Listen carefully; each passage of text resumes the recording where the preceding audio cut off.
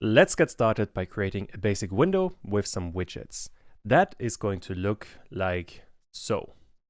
In here, we have one large text box where I can write some text over multiple lines. I also have another widget, and that is a single line entry. So in here, I have one line of text. Besides that, I have a button that if I press it, it is going to print something. You can't see it right now, but it definitely works. Finally, there's one more element. This bit of text here is also what we are going to add. Although I jumped ahead a tiny bit, before I start coding, I do want to cover a tiny bit of theory. The most important part is that widgets are the building blocks of Tkinter. Which means anything you see, like a text, a button, a checkbox, any kind of menu, or any kind of frame is always going to be a widget. The best way to think about it is anything you see in a graphical user interface is going to be a widget. And understanding widgets is incredibly important to understanding any GUI framework. As a matter of fact, any framework you are going to use in any language is going to work like that. You always place widgets in such an arrangement that you get some kind of interface. It doesn't really matter if you use Tkinter, React, or something like Flutter. In the most basic sense, they work in the same way, although there are lots of other differences. But they all use widgets. Inside of Tkinter, we have two sets of widgets. One is called TK widgets, and we have TTK widgets. They do sound fairly similar, and they are, but TTK widgets is what you actually want to use. The original TK widgets were made in the original part of Tkinter. They do work, and we are going to use some of them, but most of the time they do look quite outdated. All of them were made in the 90s, and the styling really doesn't look proper anymore. TTK widgets, however, have been added much later and work in the same way, but look much better and have some extra functionality, which is why we are going to use those primarily. And that is all we need to get started. So let's jump into the code and let's have a look at all of this. Here I have a completely empty Python file. And the very first thing that I do have to do is to import Tkinter. This is usually abbreviated as TK. And once we have that, I already want to execute the code just to see if we're not getting an error. And I don't, which is a good sign. That means I have Tkinter installed. If you're getting an error, you probably want to check how to install Tkinter. With that covered, I want to create a window. And this window we create with tk and then uppercase T and lowercase k, and this we have to call. What this is going to return is the actual window that we can place everything else in, which means I want to store this inside of another variable. Let me call it window. When you look online, you see quite a few different names for this kind of variable. A lot of people call it root, or you see app quite often. I prefer to use window, but it really doesn't matter. Choose whatever you think is best. But once we have that, we do have a window that we could show. However, if I run the code now, we can't see anything. The reason for that is that we need one more method. And let me add another label here, and let's call it run. What we have to do to actually see something is we have to get the window, the one we just created, and call main loop on it. And don't forget to call it as well. Now if I run it, we can see a basic app. You can also resize it. All of this works pretty well, although it doesn't do very much right now. And let's talk very quickly about what main loop is doing. It does a couple of things. The main loop has two major functionalities. The first one is it updates the GUI. That way, if you write some text or update any kind of widget, you actually see the result. Besides that, the main loop is also checking for events. This means without the main loop, there wouldn't be any way to check for button clicks, mouse movement, closing the window, or anything the user could potentially do. All of this combined means that our app couldn't run without the main loop, which is why we always have to call it. But other than that, it is pretty straightforward. Although there is one thing that you do want to consider. This main loop here runs until we are closing the application, which means if I write something afterwards, let's say print hello, and run the code again, we can see the window, but we can't see this print hello. Only when I close the app, we get hello. which means the code is stopped on this line here, and only when we close the window, then we get to the next line. In most instances, this isn't going to be an issue, but sometimes you do want to be aware of it. But alright, with that, we have a basic window. And there's already a couple of things that we can do. For example, we could add window.title, and this is going to be method, so we want to run it. And in here, we can add a string that changes the name of the app. In this case, I'm going to call it window and widgets. If I run this again and expand the app a tiny bit, we can see window and widgets all the way in the top left. Another thing that you can do is set the geometry. This is another method, so window.geometry. In here, you can do a couple of things. The most basic one is set the width and the height of your app, at least when it starts. And this you do with a string again, and Tkinter expects a string with the width, then an x, and then the height. Kind of a weird format, but it is what it is. For example, if you wanted to have an app that is 800 by 700 pixels, you want 800 x 700. Actually, let me change this to a 500 so you can see it a little bit better. Running this again now, we're getting another app that is 800 pixels wide and 500 pixels tall. The numbers we specified here and here. Later on, we are going to learn a few more methods to influence the window, but for now, I don't want to get into too much detail because it's a tiny bit more advanced. What is much more important is that we want to create widgets. That is going to be the actual lifeblood of our application. And remember what I said earlier, we have TK widgets and we have TTK widgets. And just to get started, I want to create a TK widget. One that we are going to see fairly often is called tk.text. This is a multi-line text input. Although when we are creating it, we have to give it at least one argument. We have to tell it what its master is. In our case, the master is going to be the window, the main application. So master is going to be the window. The way you want to think about it is that the master is basically the parent. When we are creating this text box, where do we want to put it? In my case, I want to put it right on the window. For now, don't worry too much about it. We are always going to place widgets on the window. But later on, when I talk about layouts, we're going to change this quite a bit. Just don't worry too much about it. This is all we need to create a basic text input box. Although, if I run the code now, we can't see anything. The reason for that is that this line here only creates a widget and tells what the parent is. We don't actually place it in a visual manner. For that, we need one more method. And Tkinter has quite a few different ones. The simplest one is called pack. If I run this and run the entire app, now we can see a text box. And this one can work over multiple lines. So in here, I can write as much as I want. This always works. When we get started, we are creating one widget with this line here. And this widget has a master, which is the window, which means this TK text is going to be a child of this main widget here. And what pack is doing, if I draw the entire thing, this one here is the main window, the one we created here, and we have placed the widget in the middle of the top. This is what pack is doing. It takes a widget and it places it in the middle on the top. You can customize this quite a bit, but for now, I'm not going to worry too much about it. And with that, you can create and place a basic widget. Although in practice, this is not exactly what you see. What you see much more often is that people store this widget in a separate variable and then call pack on this variable separately. Which means I want to create another variable, let me call it text. And this variable is going to contain the widget, meaning I want to get rid of this pack. And on the next line, I want to call text.pack. The result is going to be the same. Although now I do have access to this widget with the text variable, which I am not going to use for this part, but in later tutorials, this is going to be really useful. And this is what you see most of the time in Tkinter when you're creating and placing widgets. And with the basic logic covered, let's talk about TTK widgets.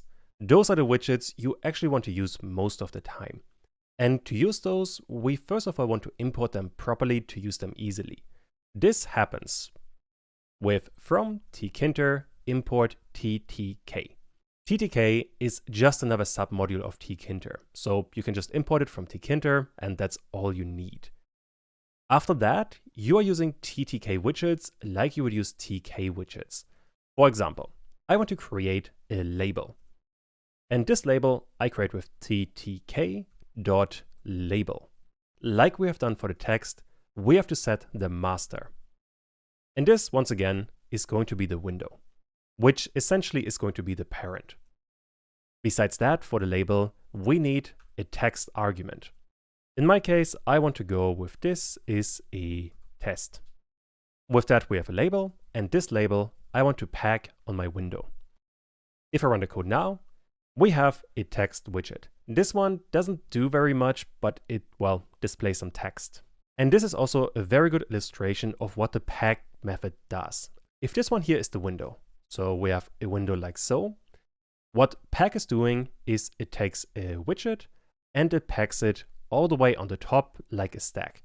So text was our first widget, and then we had the label widget that we placed right below. And since we called pack on the text first, number 1 here, this one is on top. And the label had number 2, so this one is right below. Which means if I place those two around and create the label first, like so, we should have this widget all the way on the top. If I run this again, they can see we now have the text on the top.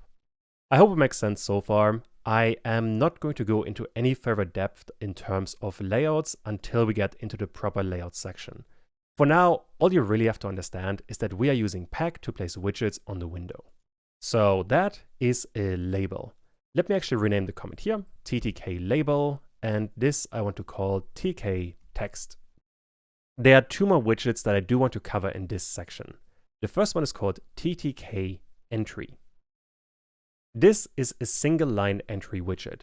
Let me save it under entry, and this we are creating with TTK and entry. And here, once again, as always, we have to set a master, which is going to be the window. And once we have that, I want to get entry.pack. Now if I run this again, in the bottom, we have another entry widget, and in here we can write a single line of text. If I press enter, nothing happens. But at the very least, it is working. And finally, I want to create a TTK button. Let me save it in a variable called button. And this button I create with ttk.button. And here, once again, as always, we need a master, which is going to be the window. And besides that, we need a text for the button. This I get with text, like for the label. And let me call this one a button. This button we have to place on the window with the pack method. And if I run this, we have a button that we can press. So this one is working pretty well. Although this button doesn't actually do anything right now. To make it do something, we have to add another named argument in here. And this named argument is called command. This one wants to have some kind of function. For example, this could be a button function. This button function is just a regular Python function. So all the way at the top, I want to create the button function. I don't need any arguments, and in here, I just want to print a button was pressed. And now if I run this, and I press on the button, we get a button was pressed. Which means every time we are pressing this button, we are executing this function, the function we have created up here. And what is super important to understand here is that this is just a function. You do not want to call it. That would cause an error. The reason why you don't want to call it is you only want to call this function when you are pressing the button. So the button itself calls this function. So with that, we have the basic widgets. These are the widgets you are probably going to use most of the time. Now with that, what I want you guys to do is an exercise, and then we can finish this part. What I want you guys to do is add one more text label and a button with a function that prints hello. The label, the one you are creating here, should say my label. Let me put this one in quotation marks like so. And this label should be between the entry widget and the button. Those two we have created here. The label I want to be between those two. And all of this should be fairly straightforward. So pause the video now and try to figure this one out. Let's get started with the label. That's the easier part. The label, let me add the exercise label here. And I want to call this the exercise label. This is once again just going to be ttk.label. And in here we need a master, which is going to be the window. Besides that, I want to have a text. And the text should say my label, the one I specified in the exercise. With that, I have the widget, and this widget, so the exercise label, I want to pack on the window. If I run this now, you can see I have my label all the way at the bottom. The issue is this my label should be between the button and the entry widget, so we have to move it. Since we know that packs respects the order of our code, what we want to do is to move this text label between the entry and the button like so. That way, we are placing the first label all the way on the top. Below there we have the text, then we have the entry, then we have the exercise label, and then we have the button. Which means the exercise label is between the entry and the button. So let's run all of this again, and there we go. My label is between the entry widget and the button. Which means all we have to do now is to create the exercise button. This I want to store in the variable I called exercise button, and this is going to be ttk.button. Inside of it, as always, I need a master, which is going to be the window. Besides that, I want to have some text. The text here doesn't really matter. Let me call this one the exercise button. And just to see that this is working, let me place the exercise, not the label, but the button on the window. And if I run this now, you can see all the way at the bottom, we have the exercise button. That is a really good start. Now we just have to create a function that makes this button print the word hello. I want to create the exercise button function. Doesn't need any arguments. And what I want to do in here is to print the word hello. Inside of the button, I have to add the command argument. And this is going to be the exercise button function. Once again, remember, you do not want to call this. You just want to pass the function in here. The button itself is going to call this function. And now if I run this and I press on the exercise button, we get the word hello. With that, we have covered the absolute basics of Tkinter. Now there's one more really quick thing that I do want to cover. And that is inside of the button, the function you pass in here doesn't necessarily have to be a function by itself. It could also be a lambda function. I'm going to duplicate this line here and comment out the original. And I'm going to replace this exercise button function with a lambda function. Inside of this function, all I really want to do is to print the word hello. The result is going to be the same, meaning if I run the code now and I press on the exercise button, we get the word hello. Which means that these two lines here are identical. Although you probably want to use the second one because this one is much easier to use. Since we only want to do something fairly simple, a lambda function here would be perfectly fine. Also, if you're not sure about lambda function, this is probably something you want to look into for a tiny bit at least. For any kind of GUI, lambda functions are pretty important, especially for buttons. But, well, with that, we have the absolute basics of Tkinter. So far, our app is pretty static. So in this part, I want to get widget data and change widgets. And for that, we have to cover a couple of things. The first part is that there are two major ways to get data from a widget. The first one is called Tkinter variables. This is the one you want to use most of the time. Although this one is a tiny bit more advanced, so I'm going to cover it in the next few parts. For now, we're going to use the get method. Lots of widgets have fairly obvious data that the user would want to get. Hence, we have a dedicated method for it. The best example here is the entry widget. If we run the get method on it, it is going to return the text inside of that widget. And that is the easiest way to get data from a widget. So let's play around with that, and once we have that, we can change the widget with that data. Alright, once again, I have a completely empty Python file. And the first thing I want to do is to import Tkinter as tk. And since I do want to use the nicer widgets, I also want from Tkinter import ttk. And once we have that, I want to create a window. This I want to store in a window variable.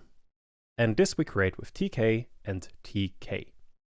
Finally, to see something, I want to run the entire thing. And this I do with window.main loop. Like so. And if I run this thing now, we can see we have a basic window that we can work with. On top of that, I also want to change the title, which I do with window.title. This I called getting and setting widgets. Let me run this again, and you can see we have a much better title. So with that, I want to create some widgets that we can work with. I want to create a label, I want to create an entry widget, and I want to create a button. And this could already be a pretty good exercise for you. See if you can remember what was done in the last part and create a label, an entry, and a button. And see if you can figure this one out. Alright, let's get started by creating a label, and this we get with ttk and label. Once again, we need a master, and this is going to be the window. For the content or the text of this widget, I want to set some text. It doesn't really matter what it is, just choose whatever you want in here. Finally, I want label.pack. This is going to be the label. Besides that, we have the entry, which we're getting with ttk and entry. In here, we just need a master, so I can copy from the label and paste it in here. And finally, I want entry.pack. For the button, we need ttk.button, the master once again, and we need a text, and this could be the button. To show the button, I want to pack the button.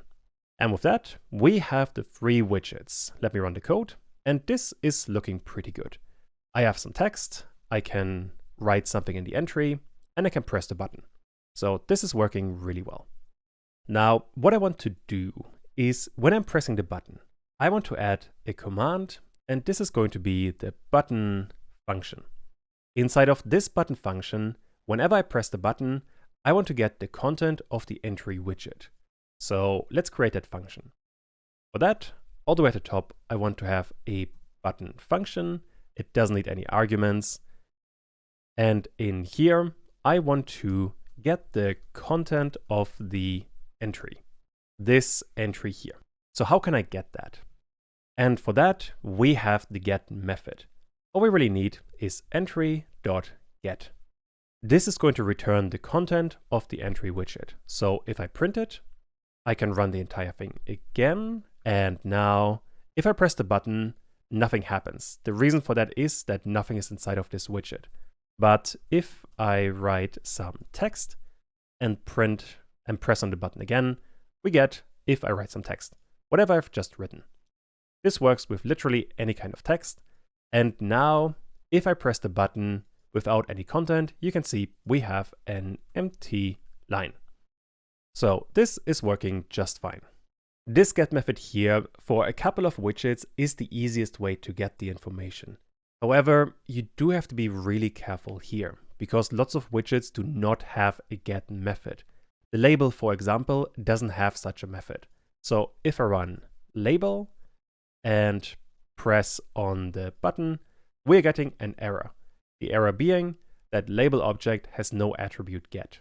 So this would not work here. I gotta change it back to entry because this is the only one that really works amongst all of the widgets that we have right now. So with that, we can work on the next part, and that is to change widgets. Let's talk about that bit.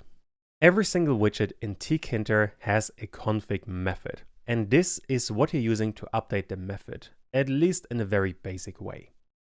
For example, inside of the label, we can use the config method to update the text. This one should be fairly straightforward. And since this is so simple, there's a shorthand in Tkinter. This one looks like that. We are getting the widget, And then, kind of like indexing, we are passing in a named argument. In this case, text, the same text we have used up here. And then we can assign whatever new value we want to assign to it. The same thing we have done up here. Both of these methods are identical. You can basically choose whatever you prefer. So let's play around with them. Back in the code, whenever I'm pressing this button here, I also want to update this label. For that, let me add another comment here, update the label. I want to get my label and I want to run the config method. Inside of this, I want to change the text of the label. And this, let's for now go with some other text. That is all we need. Let me run this entire thing. And now if I press on the button, we get some other text. So this is all we need here. Now, what you do see fairly often is that some people use config, other people use configure. The result is going to be the same. So if I press on the button again, we get also some other text.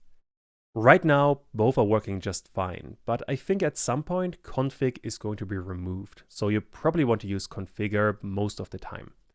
That being said, this kind of thing here is not really what you would want to use. Instead, you would go with label and then text, and then you can assign the new value. So in here, I can set some other text and comment out the line we have just created and run the entire thing again. And now if I press on the button, we are getting the same result, which means those two lines here are equivalent. They do the same thing. And since this one here is a bit more concise, I think this is what you would want to use. But once again, it really doesn't matter, whatever you prefer. And now that we do have that, we can connect updating the label and getting the content of the entry widget. So what I want to do is I want to update the label to whatever text is inside of the entry widget. And for that, I don't want to print the entry widget, so let me get rid of the print statement here. Instead, I want to save the content, let's call it entry text, as another variable. And the value here is just going to be a string. And this string I want to use down here for my label. And this should be all I need. If I run the entire thing again, I can print a new label. And now if I press on the button, we get a new label. This also works multiple times. So some other text, I press the button, we're getting some other text. With that, you can get information from a widget and you can update an existing widget. And that is basically all you have to know for the basics. Although for now, this is quite limited. I guess what I could be covering is that besides the text, there are quite a few attributes that you could target. For example, what you could do is you can get the entry, and there is the state. The state determines if the widget is enabled or disabled. If I left it like this, after I press the button, the entry widget would not work anymore. Let me actually try. If I now write in here, let's just call it test, and I press the button, the entry widget is going to be disabled, which means even if I click on it, nothing is going to happen. Although we did update the label, so it is still working, but after we're pressing the button, it is disabled. If you want to know all of the possible things you can do with a widget, all you have to do is call the widget you want to look at, and then the config, let's call it configure method, without any arguments. This is going to return all of the options. If you print that, you get what is being returned. So let me press on the button and close and expand this a tiny bit. In here, you can see all of the options you can work with. For example, I have used the text and I have also used the state. If I can find it really quick down here. So text and state. And well, there are quite a few more. Throughout this entire series, I'm going to cover basically all of them. For now, don't worry too much about them. I'm going to comment out this part to not make it confusing. And that was quite a bit of information. So let's do one more exercise and then we can finish this part. What I want you guys to do is to add another button that changes the text back to some text, the one that we have seen in the original. On top of that, after the button was pressed, the entry widget should be enabled again. When we are pressing this button here, the entry widget is disabled. When we are pressing the other button, the one you are going to create, it should be enabled again. And pause the video now and try to add this new button with the added functionality and see if you can figure it out. Let me start by adding the exercise button. This is just going to be another ttk.button with a master being the window. For the text, I just want to add, let's call it the exercise button. Finally, we need a command. And the command, once again, is going to be a function. I'm going to create it right here below the exercise. Let me call this one the reset function. It doesn't need any arguments. And in here, I want to do a couple of things, but they're going to come in a bit. So I'm going to add pass for now. This function I want to call when I press the button, so reset function. And also, don't forget, I want to pack the exercise button on the window. If I run the entire thing now, I have another button that I can press, but nothing happens. That is the functionality we can work on now. There are two things we have to cover. Number one, we have to change the text back to some text. Let's work on that. I want to get my label once again, and in here, I want to change the text. And the text I want is some text. That should already reset the label. So let me run it, and I can write some other text and press the original button, and there we go. We have some other text. However, now, if I press the exercise button, we go back to some text. The problem we have is that the entry widget still doesn't work. That, fortunately, we can change quite easily. I want to get the entry widget. In here, I want to target the state. And this state, I want to set to enabled. I can run the entire thing again. I can write whatever I want in here. I can press the button. And now the entry widget is disabled. But if I press the exercise button, we have some text again. And I can work with the entry widget again and write something else. And now, once again, if I press the button, we go back to the entry widget disabled, and we have updated the label. And this I can do as often as I want. And with that, we have added a fair bit of interactivity to our app. It's not very much, but at the very least, it's a start. Although in the next part, we're going to make all of this significantly more powerful. In this part, we are going to cover Tkinter variables. And this is what you probably want to use most of the time to make widgets interact with each other. Tkinter has a bunch of inbuilt variables, and those are designed to work really well with widgets. What that means is that these can be automatically updated by a widget, and they can also update the contents of a widget. But fundamentally, we are still talking about basic data structures, like a string, integers, or booleans. For this part, I am primarily focusing on a string just to keep things simple.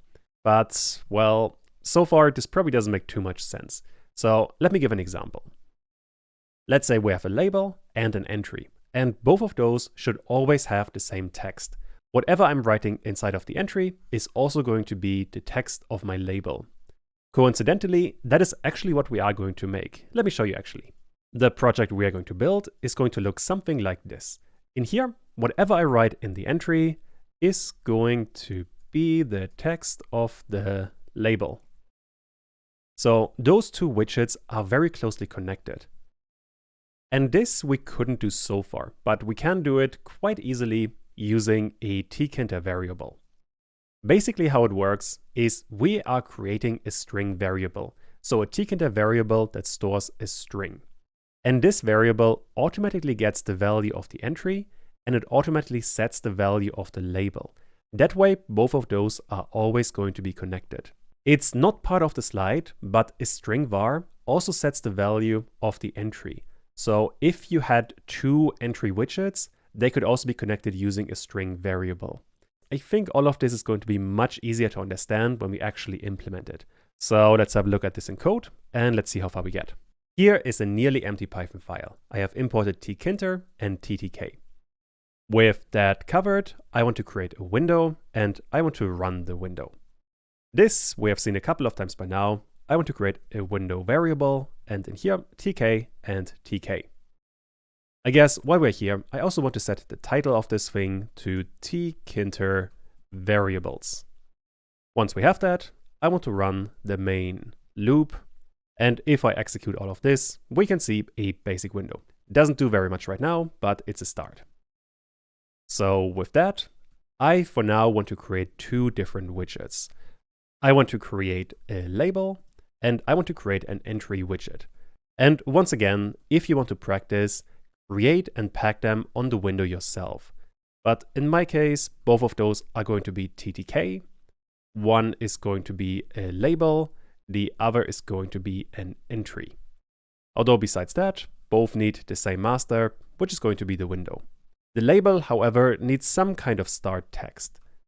Let me call it label for now. It doesn't really matter. We are going to change it very soon anyway. And once we have that, I want to pack the label and I want to pack the entry. And let me add a tiny bit of white space, run the entire thing. And there we can see we have a label and an entry field.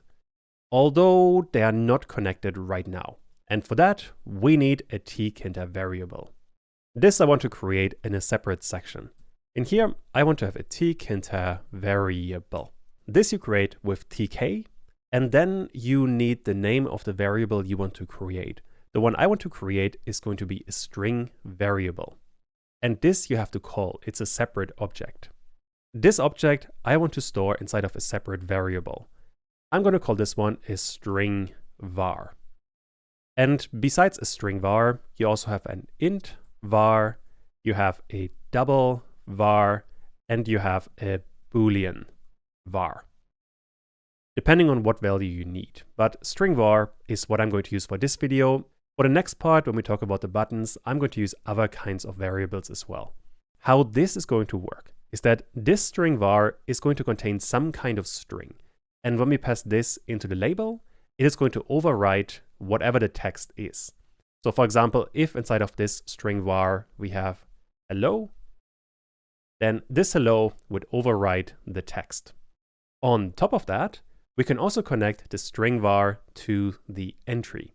And this would mean that the entry widget overwrites this string var, which means this widget and this widget have to be connected to this string var. And for that, we have another named argument. It is called text variable. Both a label and an entry have the same one. So in here, I want to pass in the string var. And that is actually all we need. If I run the code now, you can already see one change. Let me expand the window a tiny bit. We used to have a label here and it disappeared. The reason why it disappeared is because the string var doesn't have any value right now. So the label does exist, but it's empty, so we can't see it. However, if I start typing in here, you can see the label text again. And the reason why this is working is that both the entry and the label share the same data. And this is a very powerful system. What you can also do is, let me create another entry. I can just copy this one and call this entry 2 and entry 2. And if I run the code now again, we have two entry fields. If I type in the first one, the second one is also updated. And if I update the second one, the first one is also being updated. The reason for that is that these three widgets all share the same string or string variable. And that way, whatever is in one is going to be in the other as well. And that is a really powerful way to connect different widgets. It's super, super useful. What you can also do is set a start value for this string var. This you do by adding one argument that is called value. In here, you can set basically whatever you want. For example, in my case, I want to go with start value. Now if I run this again, we have start value as the start value for all of the fields and for the label. Although I can still change them to whatever I want. In this case though, I don't want to use the start value, but this is something you could do. On top of that, what you can also do, if I get rid of entry widget 2 and instead create another button, this is going to be TTK button with master being the window, And for the text, let's go with button. This button I have to pack. And if I run the entire thing now, we can see we have a button that doesn't really do anything right now. For that, I want to create another function. Let's call it button function again. We don't need any parameters. And in here, I want to print the content of this string variable. And this we can do quite easily because the string variable has a get method, which means all I have to do is add the command named argument for my button and pass in the button function. And now I can run the entire thing again. And let me type in test in here. The label still updates. And if I press on a button, we also get test. We can also write something else. And if I press the button again, we get write something else. Finally, there's one more thing that I do want to cover. And that is you can also set the value of any of these variables. Let's say after I press a button, I want to set the value of this string var to button pressed. This I do with string var and set. And in here, I just want to add the value I want to set it to. Button pressed in my case. If I now run this thing, and let me write just test, test, test. And if I click on the button, we get button pressed. And you can also see this is updated in the entry and in the label as well, because these two share the same data. And with that, we have Tkinter variable. Although I think it might take you a couple of minutes to get your head around it. But once you understand it, it's super useful and really powerful to connect different widgets. And ultimately a much better system than using get. Basically any widget in Tkinter either has a text variable or just a variable. We're going to see quite a few more in the next section. But before we get to that, I want to do some exercises. Specifically, I want you guys to do this. I want you guys to create 2 entry fields and 1 label. They should all be connected via a string variable. Also, set a start value of test, and well, that should be all you need. And pause the video now and try to implement all of this. Let's get started by creating another tk string var. This I want to assign to the variable, let me call it exercise var. And in here, we already want to set a start value. Now this you could do in 2 different ways. You could either get the exercise var and set it to the string test, or you could set a start value. So in here, the value is going to be test.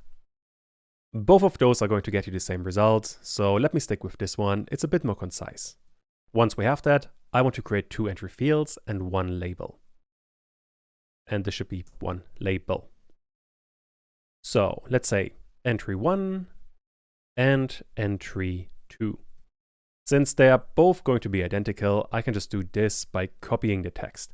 I want to have ttk.entry. The master is going to be the window, and the text variable is going to be the exercise var. And then I also want to pack both of them, although this should be 1 and this should be 2. Finally, I want to create a label, and let me call this the exercise label. And I am very bad at spelling exercise. But for this one, we need ttk and label. Master is going to be window. I'm going to say that a lot. We don't actually need a text here. All I really care about is a text variable. And this is going to be the exercise var. Finally, I want to pack this label. And with that, we should actually be good to go. If I run the code now, you can already see we have 2 entry widgets and a text or a label widget. And all of them have test. If I change the test in either of the entry widgets, we get something else. Once again, this is working because they all share the data, which means if you update one, you update all of them. And with that, we have string variables, a super powerful concept. In the next part, we will talk about buttons. And in there, this system is going to become even more powerful. So I'll see you there. In this section, we are going to create some buttons. Specifically, we are going to create this app here. We have the normal button, this one we have already seen. Then we have checkbox buttons and we have radio buttons.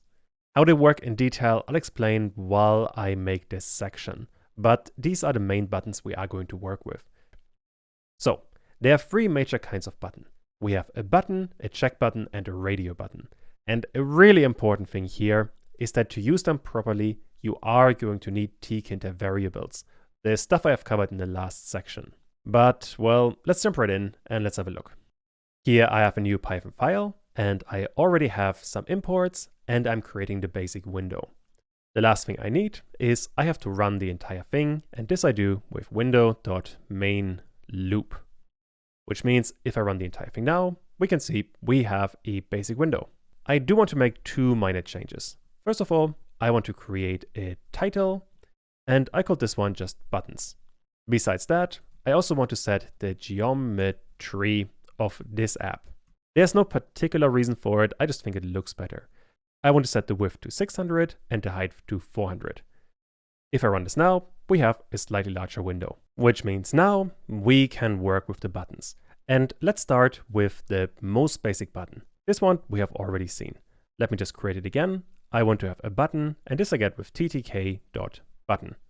Once again, we need a master, and this is going to be the window. Now, I have used this named argument here quite a bit, and you don't actually have to use that. Instead, what you can do is just pass in window or whatever master you want to have for this widget as the first argument in here. The first argument is always going to be the master. That way, you don't have to write so much. Besides that, for the button, you need some text for the name of the button. Let's say a simple button. Finally, we have to pack the button so we can see it. And there we go. We have a simple button that we can click on. Although right now, since the button doesn't have any function attached to it, it doesn't do anything. That we can change quite easily. And let me put the function right below the button so I keep everything organized. I want to create a function. Let's call it button function. In here, we don't have any parameters, and I just want to print a basic button. This I now have to attach to this button via the command. So in here, I want to pass in the function. If I run the entire thing now, I can click on the button and we can see a basic button. Besides that, instead of using a proper function here, you could also use a lambda function, like so. So lambda and print, and we have a basic button. Running this again, once again, I can click on the button and we get the same result. Once again, if you don't understand lambda functions, definitely check out a dedicated video for it. It's really important to understand for GUIs. I am going to use it quite a bit. You might be wondering, what if you have a function? Let me return to button function. What if you have a function with parameters? How could you incorporate that? Because when we are calling the function here, we can't call this function, so we couldn't pass in arguments. If you understand how functions work, this should be quite easy. I'm going to cover this in the next section in a bit more detail. For now, just think about it and maybe you can figure it out already. It's not that difficult. But, well, this is all we need for the basic button. We have seen all of this already, so there shouldn't be anything new so far. Although there's one more thing that we can do, and that is the button can also have a text variable. Let me create one as a separate variable. I once again want to have a tk and a string var. Don't forget to call it, and I want to assign it, let's call it button string. And this we can pass in here for the button string. If I run the entire thing now, we have an empty button. The reason for that is that this button string is now overwriting the text. And since there's nothing inside of the string var, we have a button without any text. So it looks like it's just a basic button. That we can change by setting a basic value for the string var. I'm going to call this one a button with string var. And let me fix the typo. There we go. If I run this now, we have a button with string var. And this is basically all you need for a basic button. It really doesn't do that much more. Later on, when we talk about layouts and styling, there's going to be a bit more, but for the basic button, this is pretty much all you are ever going to need. So with that, we can come to the next kind of button, and that is a check button. This one, let me create a basic check button. I'm going to call it check, This one we create with TTK and check button. In here, as always, we're going to need the master, which in my case is always the window. Then we have the text. Like the normal button, I want to call this one checkbox 1. And that is all we need for now. So let me pack this checkbox and see what we get. There we have checkbox 1, and in here I have a checkbox. I can click and unclick this. Also, I click this quite fast away. If I restart this, by default, we have this other kind of value, which is, I guess, neutral. Besides that, we have on and off.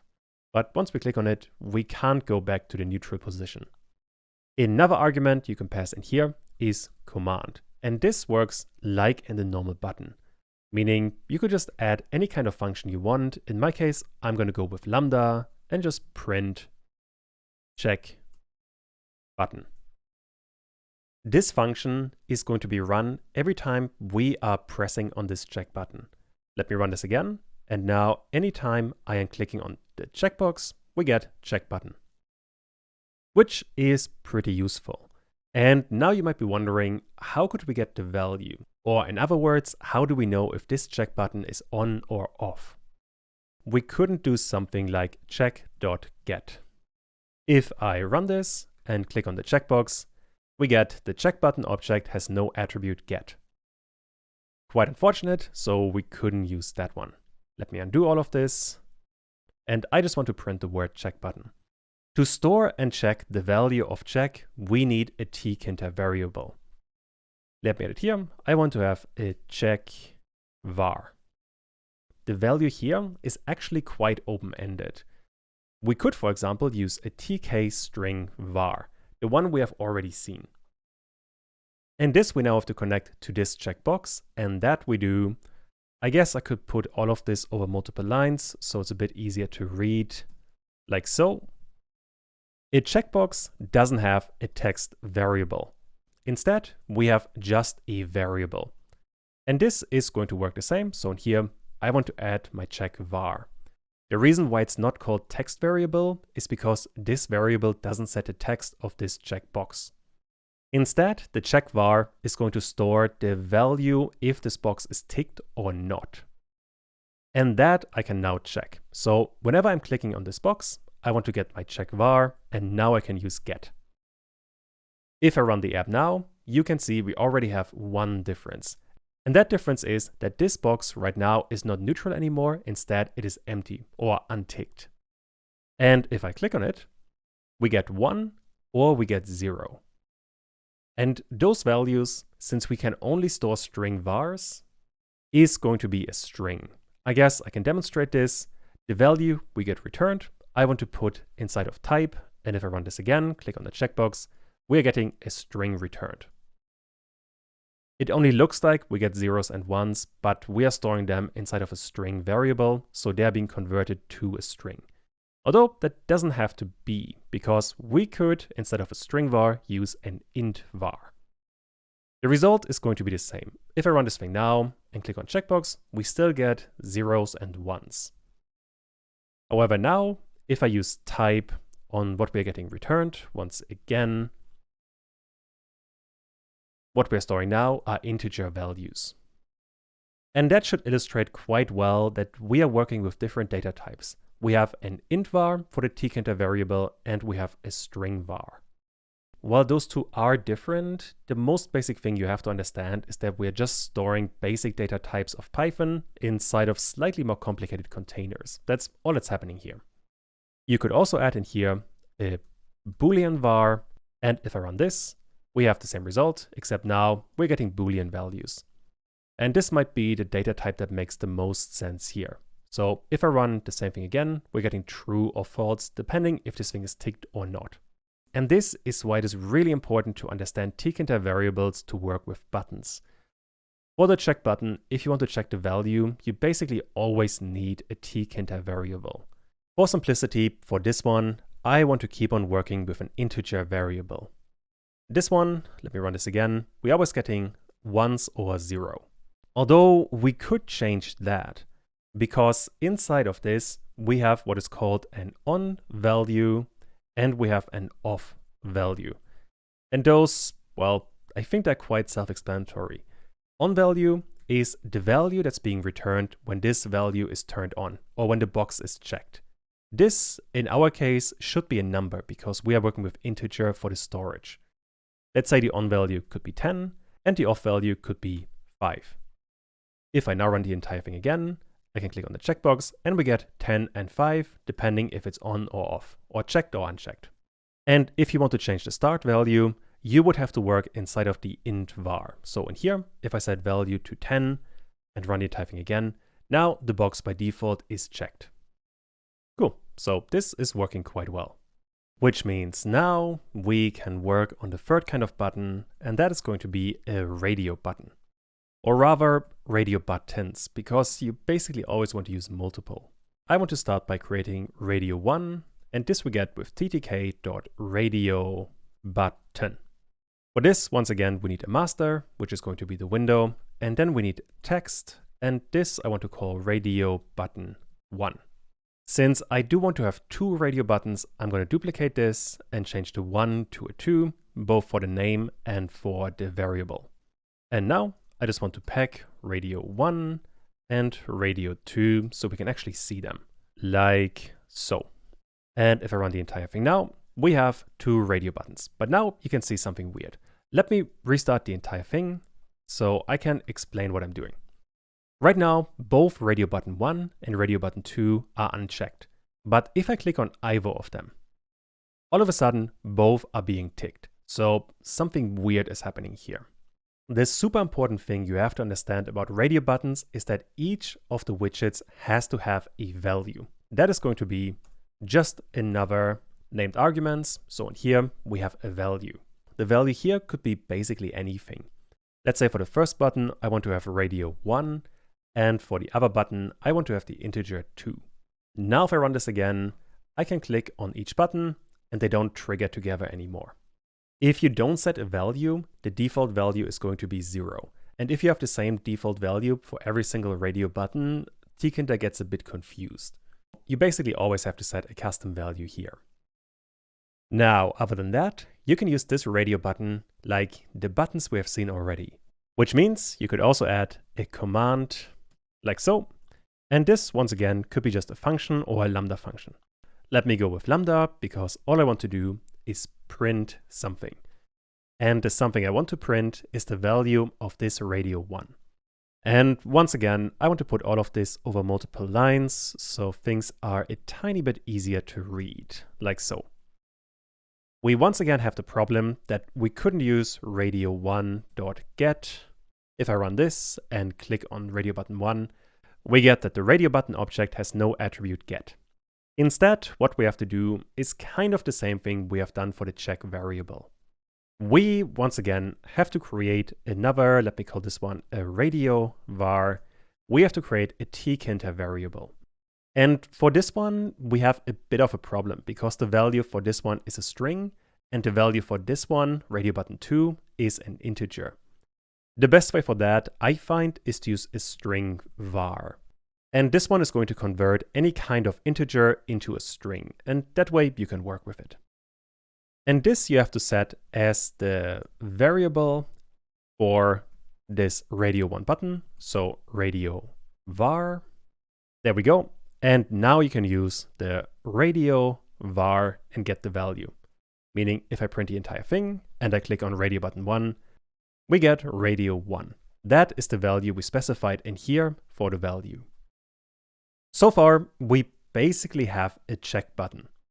What makes radio buttons different is that the idea is you have this Tkinter variable in multiple radio buttons. Let me add it for this button here, radio button 2. I want to have a variable as well, and this is going to be the same radio variable, which means that this radio button and this radio button are both connected to this radio var here, which by default isn't particularly useful. If I run the entire thing again, I can click on 1 and we always get radio 1. Where this system becomes really useful is when I get the radio var from somewhere else.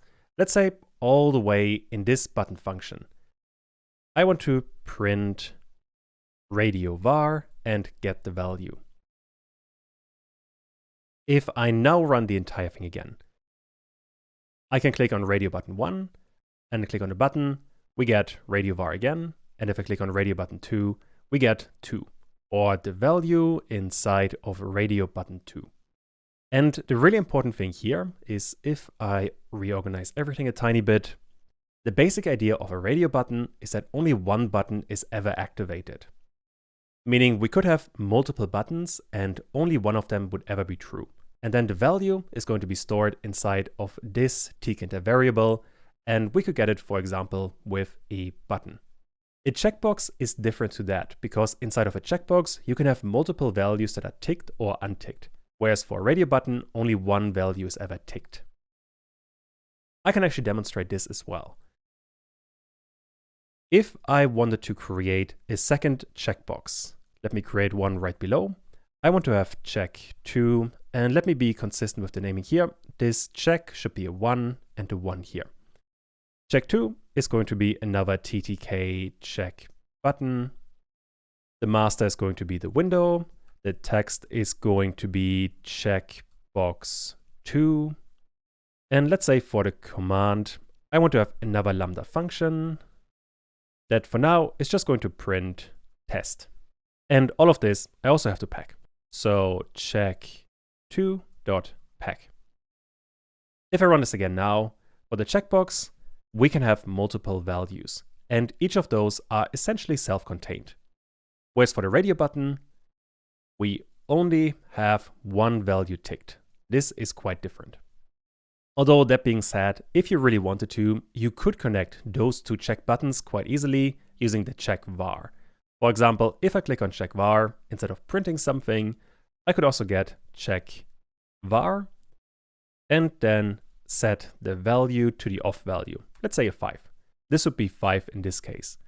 I can now run this, and right now checkbox 1 is ticked, but if I click on checkbox 2, checkbox 1 is not ticked anymore. And I can retick it and click on checkbox 2, checkbox 1 will always be false. That way, you can connect these two buttons if you want to, but by default, they are not connected. Whereas for radio buttons, they are always connected. Although the connection here happens via the Tkinter variable. And in here, sometimes you can get into minor problems.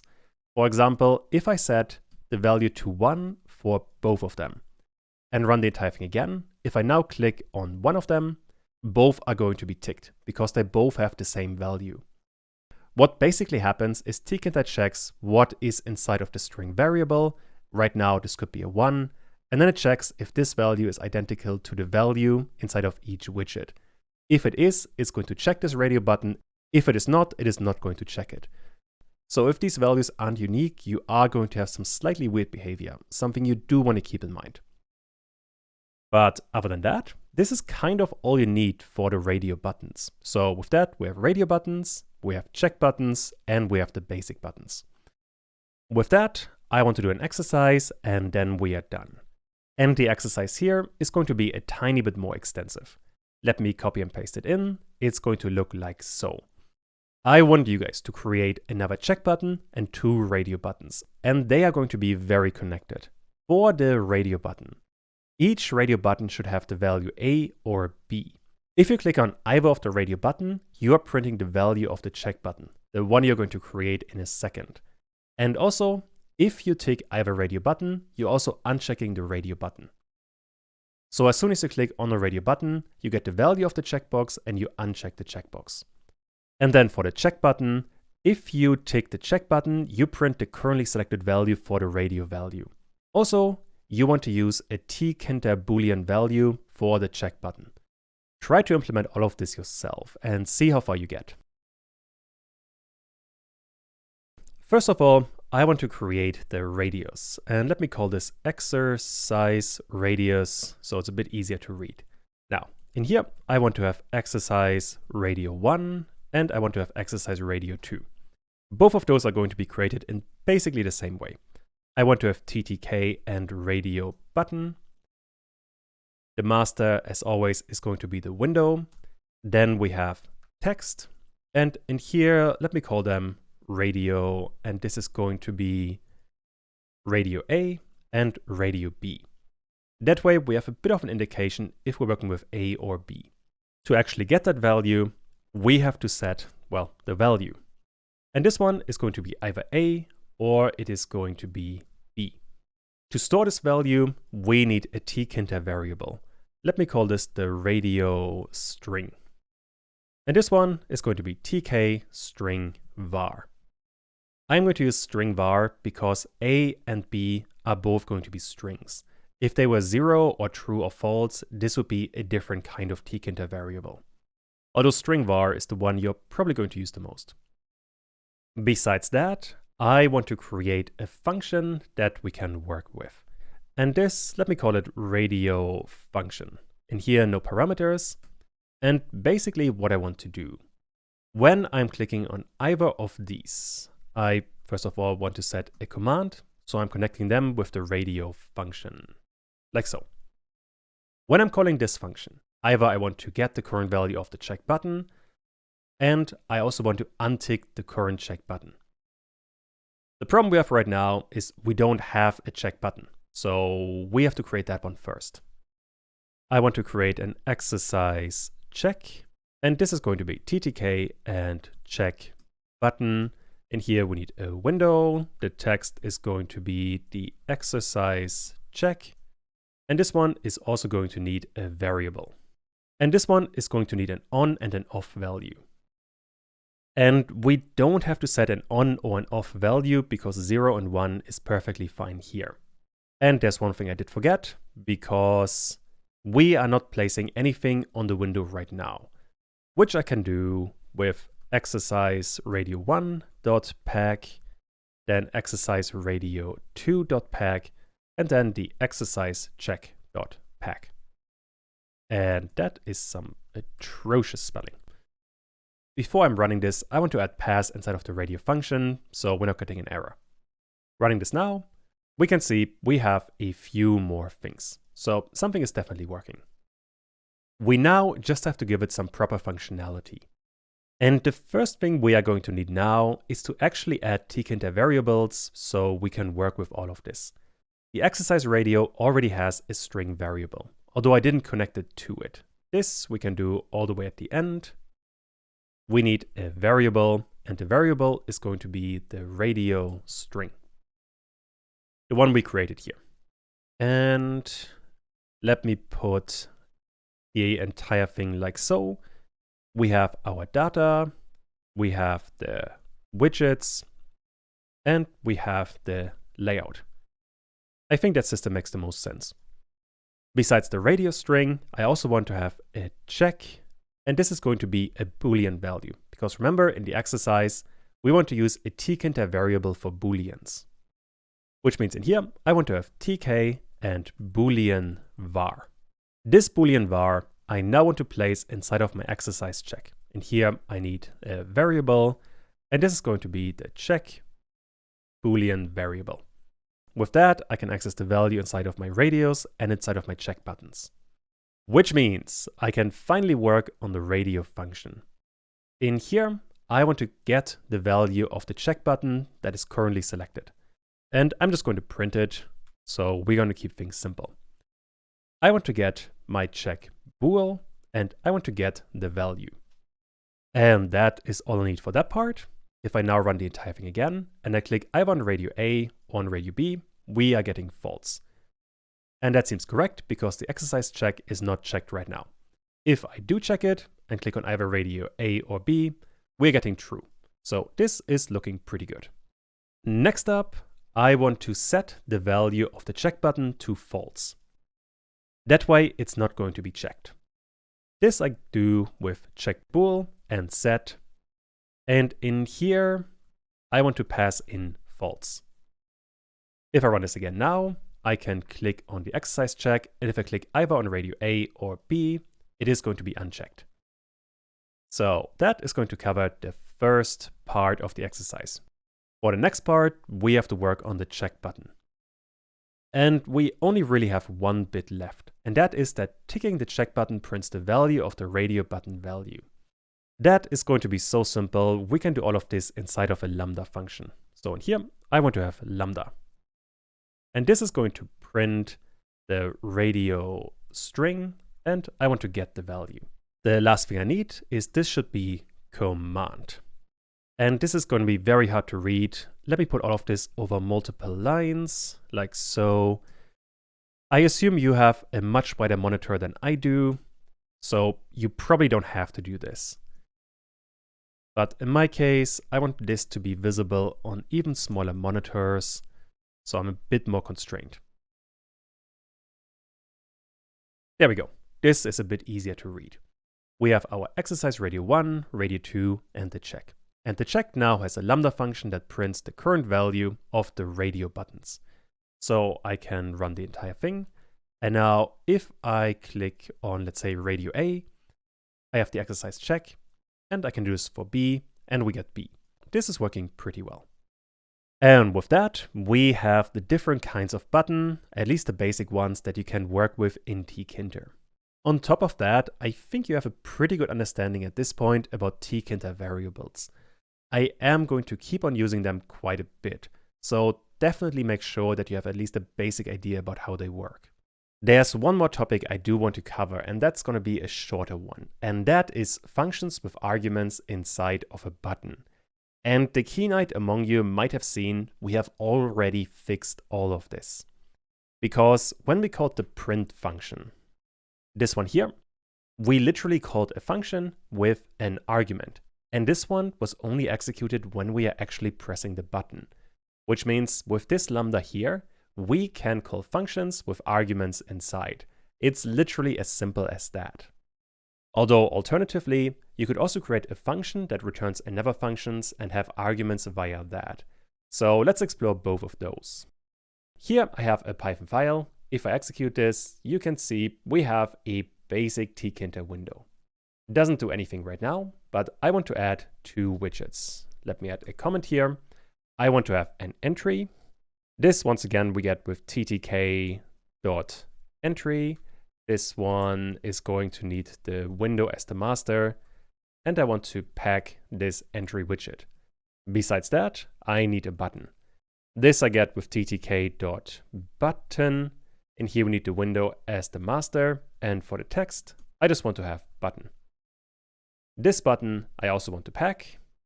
If I call this pack and execute it, we get an entry widget and a button.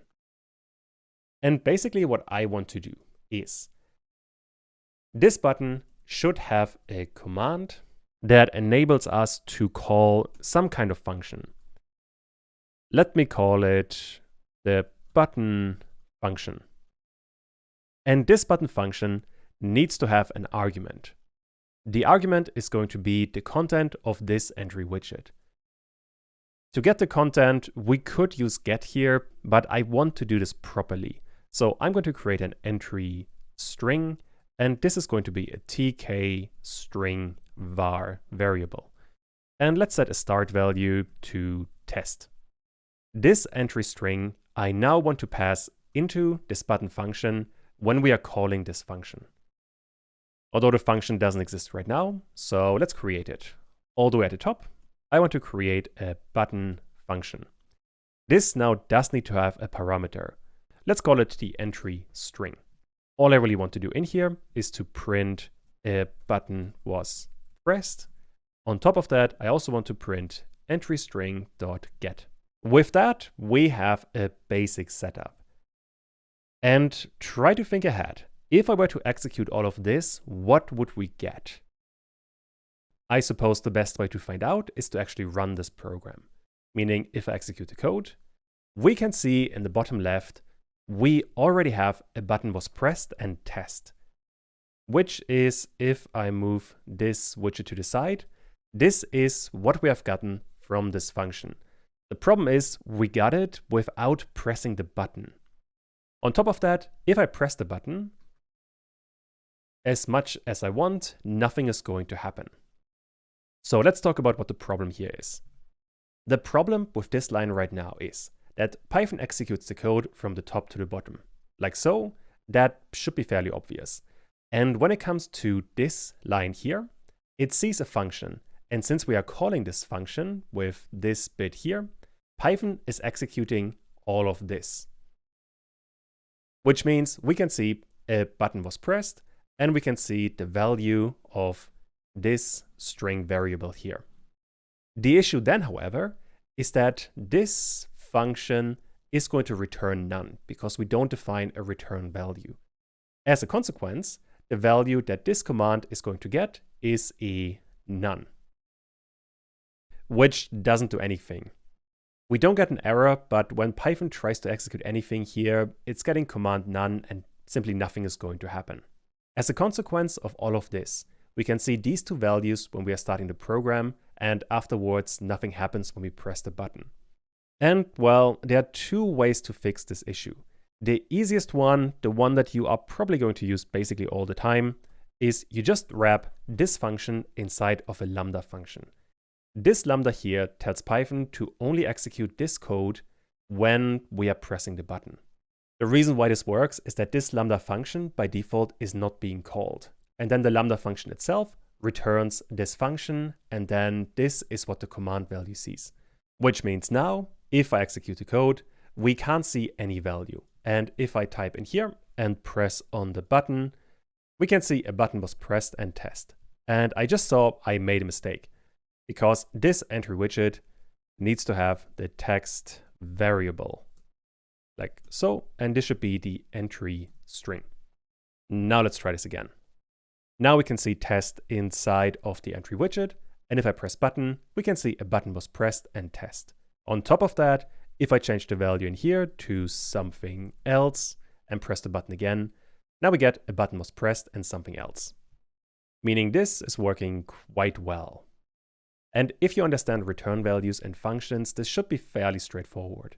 Although you could make it more explicit. So let's say that you really do not want to use a lambda function and you insist on using a function that you can call like this. If you insisted on doing that, you would have to create two functions wrapped inside of each other. Let's start with the outer one. Let me call it outer function. And this one is going to have a parameter. Let's call it parameter. Inside of this function, we're going to define another function. And this one I'm going to call the inner function. This one doesn't have any parameters. And this function is actually going to execute the code. In here, I want to print a button was pressed. And on top of that, I want to print the parameter, which in this case is going to be this entry string, which means we can run the get method on it. Once we have that, all I have to do is to return the inner function. And with that, down here, I can call the outer function, and this should still work. Meaning if I run the code now, nothing happens, that's a good start. And if I click on a button, we can see a button was pressed and test. And if I change the text to something else, this one is also going to work. When we come to this line here, Python is going to execute this function. So we are executing all of this. Inside of this function, we are creating another function. This one is going to get a simple string and prints it. That one's quite easy. And it also gets the value from the parameter, which is the one we created down here. The important part is this return inner function, because this is what's being returned through the command argument. So when we press the button, this is what we actually get. Once again, if you understand functions and how they exchange values with return, this should be fairly straightforward. So I hope that was helpful, and most of the time, you don't really have to think about it too much. If you want to call a function with an argument, you just use lambda and then the function you want to call with the argument. In this case, the entry string. That way, all of this works perfectly fine. Let's talk about event binding. First of all, what does that even mean? And events can be lots of different things. The most common one are keyboard inputs. Although an event can also be a widget getting changed, a widget getting selected or unselected, or a mouse click, motion, or wheel. All of these are different kinds of events. And what is super useful is that these can be observed and used. For example, you could run a function when the user is pressing a button. That is the main idea of an event. And events are very easy to use. Basically, all you have to do is to bind an event to a widget. This could, for example, look like this. We have a widget, and then we use the bind method, and then we have the event and the function. The event format is always going to be modifier, type, and detail. For example, if I wanted to check Alt and the A button, I would go for Alt, key press, and A. And once we have that, we can run whatever function we want to use. So that's all we need. Let's have a look at all of this. Here I have a Tkinter file, and I already have a couple of things. If I execute all of this, you can see we have a text field, we have an entry widget, and we have a button. Although there's no interactivity right now, nothing is going to happen. And what I want to add is a couple of events. There are quite a few. I am just going to give some random examples. But let's get started slowly and let's do a basic example. I want to get my window, so the main widget. And on this, I want to run the bind method. In here, we need an event and we need a function. For the function, I'm going to keep it simple and just use a lambda function. And this one is just going to print an event. For the event, we have to get the proper format, and this is always going to be a string. Inside of that string, we need the modifier, we need the type, and then we need detail. The example I gave in the slides was if you want to check for the Alt key, a key press, and then the A button.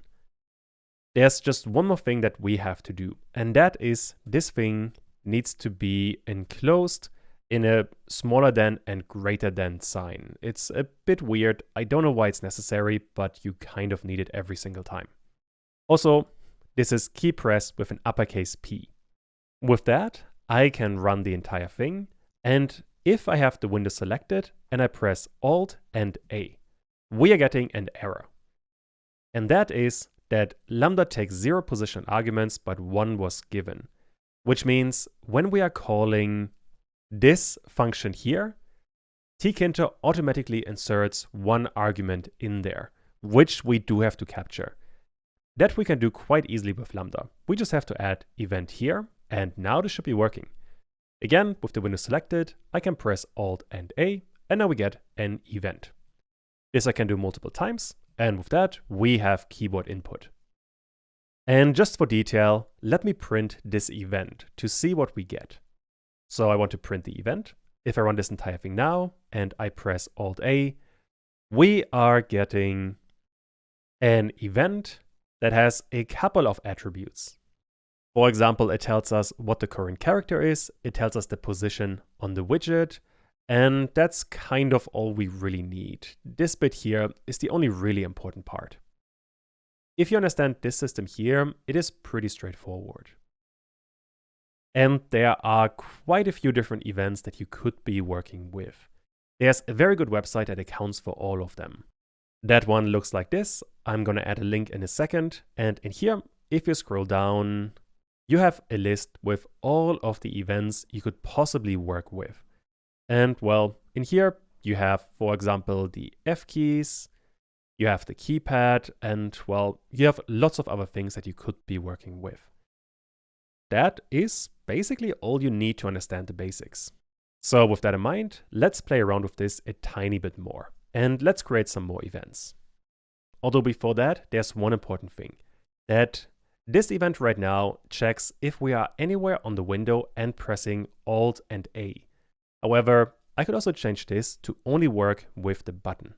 And I just realized that I changed the naming convention of the button here a tiny bit. Let me fix that. This should be button properly spelled. Both is fine, I just want to keep things consistent. Now we have an event that is connected to the button. So what does that mean? And I think it's best to explain this when I actually run the app. Here we have the app, and if I now anywhere on this window press Alt A, nothing happens. However, if I press on the button, and now I press Alt A, we get the event back. If I click inside of entry, I press Alt A, nothing happens. What you have to understand here is that if we are clicking on the button, Tkinter selects that button. And only if that is the case, we are running events on this widget. And if we don't have the widget selected, we are not running any kind of event on it. So that's an important thing to understand here.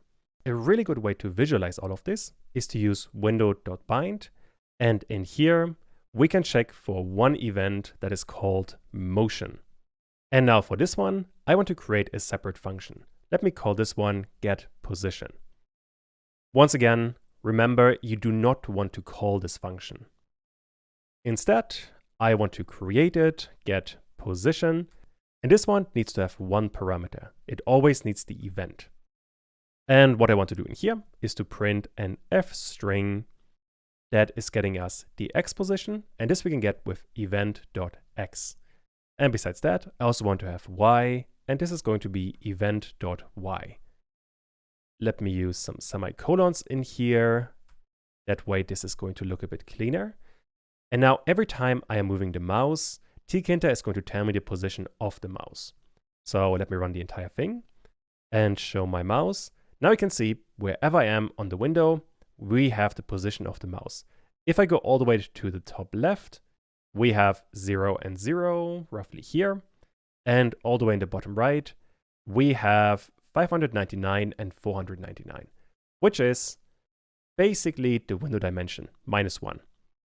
And with this, you can get the mouse position wherever you are on the Tkinter widget, which can be super handy. However, one important thing you do have to understand here is that right now we're doing all of this on the entire window. If I change this to only work with the text, so the text field we created up here, and run the entire thing again, if I keep my mouse on the bottom of the window, nothing is going to happen. Only if I start to hover over the text widget, we can see the position. And this stops once I leave the text widget. Depending on what widget you bind the event to, you are going to get different results. Well, obviously. I guess the way you have to understand this is that Tkinter only checks the event on the currently selected widget, although the window is always selected.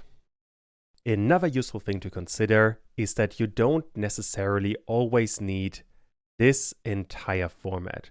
Sometimes, for example, you just want to check for any kind of key press. You don't really care about what specific key or what modifier.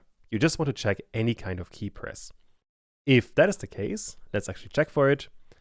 I want to get my window, I want to bind an event, and in here, I just want to check for a key press, nothing else. If that is the case, you could just add key press and don't worry about the modifiers. So let me add lambda event, and I want to print a button was pressed. I can run this now, and now if I press any of the buttons, we get a button was pressed. And I'm still getting the input when I move the mouse. All of this is working just fine. I suppose we could make this a bit more elaborate by turning this into an f string, and in here we can get event and character. If I run this now, I can press any button and we can see what I have pressed. That way you can always capture anything on the keyboard. Let me move this key press right below here so the entire thing is a tiny bit more organized.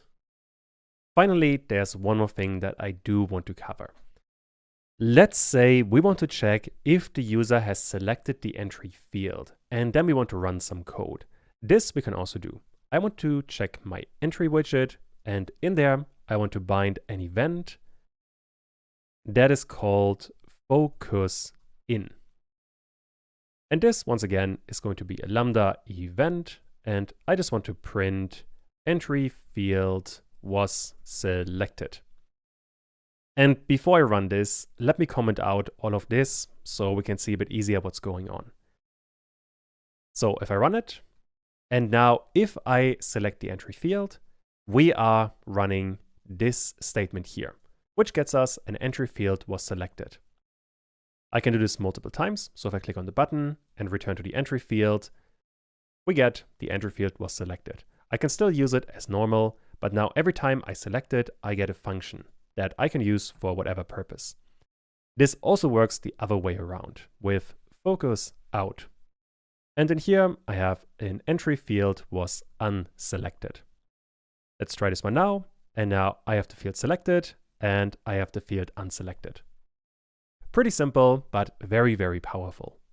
Once again, check out the website it covers all the options that you could ever need. So any kind of event is going to be covered in here, and you just have to look for what you need. Let me put the list actually all the way on the top here, so it's very easy to find. You can also find it in the notes to this part. And all right, there's one more thing that I want to do, and that is going to be an exercise. And that one is going to be, I want you guys to print mouse wheel when the user holds down Shift and uses the mouse wheel while the text is selected. The text being this text box here. And for that, you will need the website. So check it out and then try to figure out this kind of event. Pause the video now and see if you can figure it out. Obviously, we have to start by getting our text widget. In here, I want to bind an event. For the event, we need a smaller and greater than symbol. And now we have to figure out how to combine Shift with the mouse wheel. Let's open the website for that. In here, first of all, we need a modifier. The modifier is going to be Shift. So that one is easy. I want to start by adding Shift in here. Then I need a dash, and now I have to figure out the mouse wheel. For that, let me use a text search. I want to have a mouse wheel. There we go. This one is very easy to get. Which means all we have to do now is add a mouse wheel here, and then we are good to go.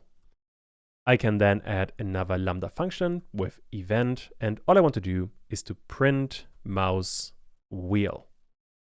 Like so, and this should be all we need.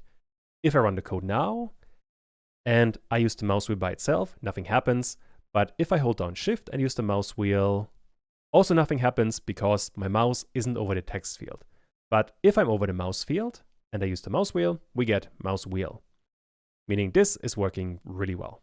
And this is basically all you have to know about events. It really isn't that complicated. The main issue here, I think most of the time, is figuring out the proper format for the event. But if you play around with this for a bit, it should be fairly simple. In this part, we are going to learn about two new widgets. They're called Combo Box and Spin Box. And let me show you what we are going to make. It's going to look like this. This is the app for this part. And a combo box is basically a drop-down menu. In here, I can select different items, and then I can also get the item and place it, for example, inside of a label. A spin box is this kind of selection menu entry thing where I always have predefined values. This could either be a number, or it could be a letter, or literally anything else. So this is what we are going to create, and it's not that hard to make. All you really need is a basic widget, and you have to assign a list of values to this widget. And also you can connect a Tkinter variable to select this widget and use it for basically anything else. That is all we need, so let's jump into some code and let's have a look at this. Here we are in the code, and I already have a few lines of Tkinter code. If I execute all of this, we can see a basic window. By now, all of this should be fairly familiar. And I want to start by creating a combo box. This we do with ttk.combobox. In here, as always, we are going to need a master, which in my case, as always, is going to be the window. On top of that, like any other widget, I want to assign the widget to a variable. Let me call it combo. Once we have that, I can pack this combo box, fix my typo, and run the code. And there we can see a drop-down menu, although right now it doesn't have any values. To get the values, we need some kind of list. Let me create one, let me call it items, and this is just going to be a list, and I think for the demo I used ice cream, I had pizza, and I had broccoli. You might notice I am recording all of this right before lunch. But this list I now want to assign to this combo box. And this we do, well, we can do it in a couple of different ways. The one you probably want to use is by going with values and in here assign the items. If I run the code now and I select the drop-down menu, we can see the different items. In here, this one is working pretty well. Alternatively, Besides this values, you could also use either config or configure. And then here you can set the values to whatever the items are. Like so. This line and this line do the same thing, which means I could comment out the first one, run this again, and we have the same items in the drop-down menu. As always, I would recommend this one here because it is more concise, but both options are perfectly valid. Besides that, what you can do is to create a Tkinter variable. Let me call it the food string, and this one is going to be a tk string var. And this string var you can assign to this combo box with a text variable. I want to assign the food string. Although if I run the entire thing, by default nothing is going to happen, which means the box is empty when we start the app. The reason for that is that we don't set a starting value for this food string. That is quite easily changed. All you have to do is set a starting value, and I want to get the items and select, let's say, the first one. That way, on startup, the selected item should be ice cream. Let's try. And there we go. We have ice cream in here, and we could select something else. Still, this works just fine. And for the basics of a combo box, this is basically all we need. Although there's one more really cool thing that you can do, and that is events for a combo box. Like we have seen in the last part, you can get the combo box like any other widget and bind an event to it and then run a function. And the combo box has one special event that is unique to it.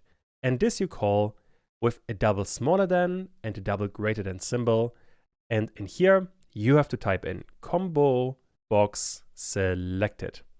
What this does is it executes a function every time we are selecting any kind of item inside of it. Let me create a lambda function with an event in here, and I just want to print test anytime we are selecting an item inside of this combo box. So if I run the code now, and I select pizza, we get test. I select broccoli, we get test. This one is working just fine.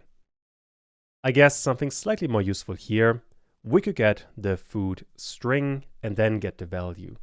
That way, we are going to print whatever value is being selected. So right now we have ice cream, then we have pizza, and then we have broccoli. That way, you can extract the values from this combo box quite easily. As always, using the Tkinter variable with get is the best way to get any kind of value and pass it around. It's fairly simple.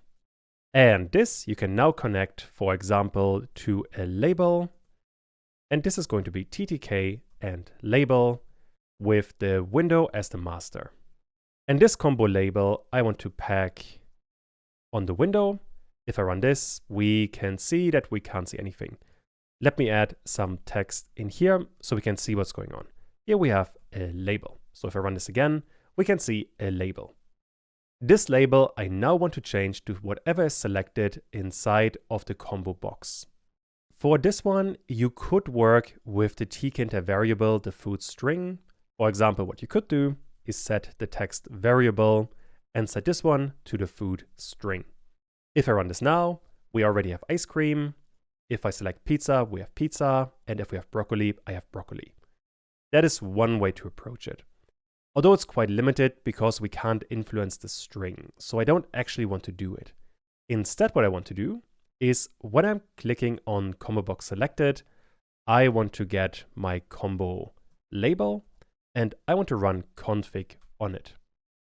In here, I want to set the text, and the text is going to be an f string with selected value is going to be the food string and get. Now I can run this again. By default, we get a label, but as soon as we select anything, we get selected value pizza or broccoli or ice cream. And well, this is basically all we need. So this is a combo box, and this is pretty much all you need. The main things you have to understand is that all of this is just a widget. The main difference compared to other widgets is you have to create a list and assign this list to the values. Other than that, you can use it like any other widget with a Tkinter variable and then with events.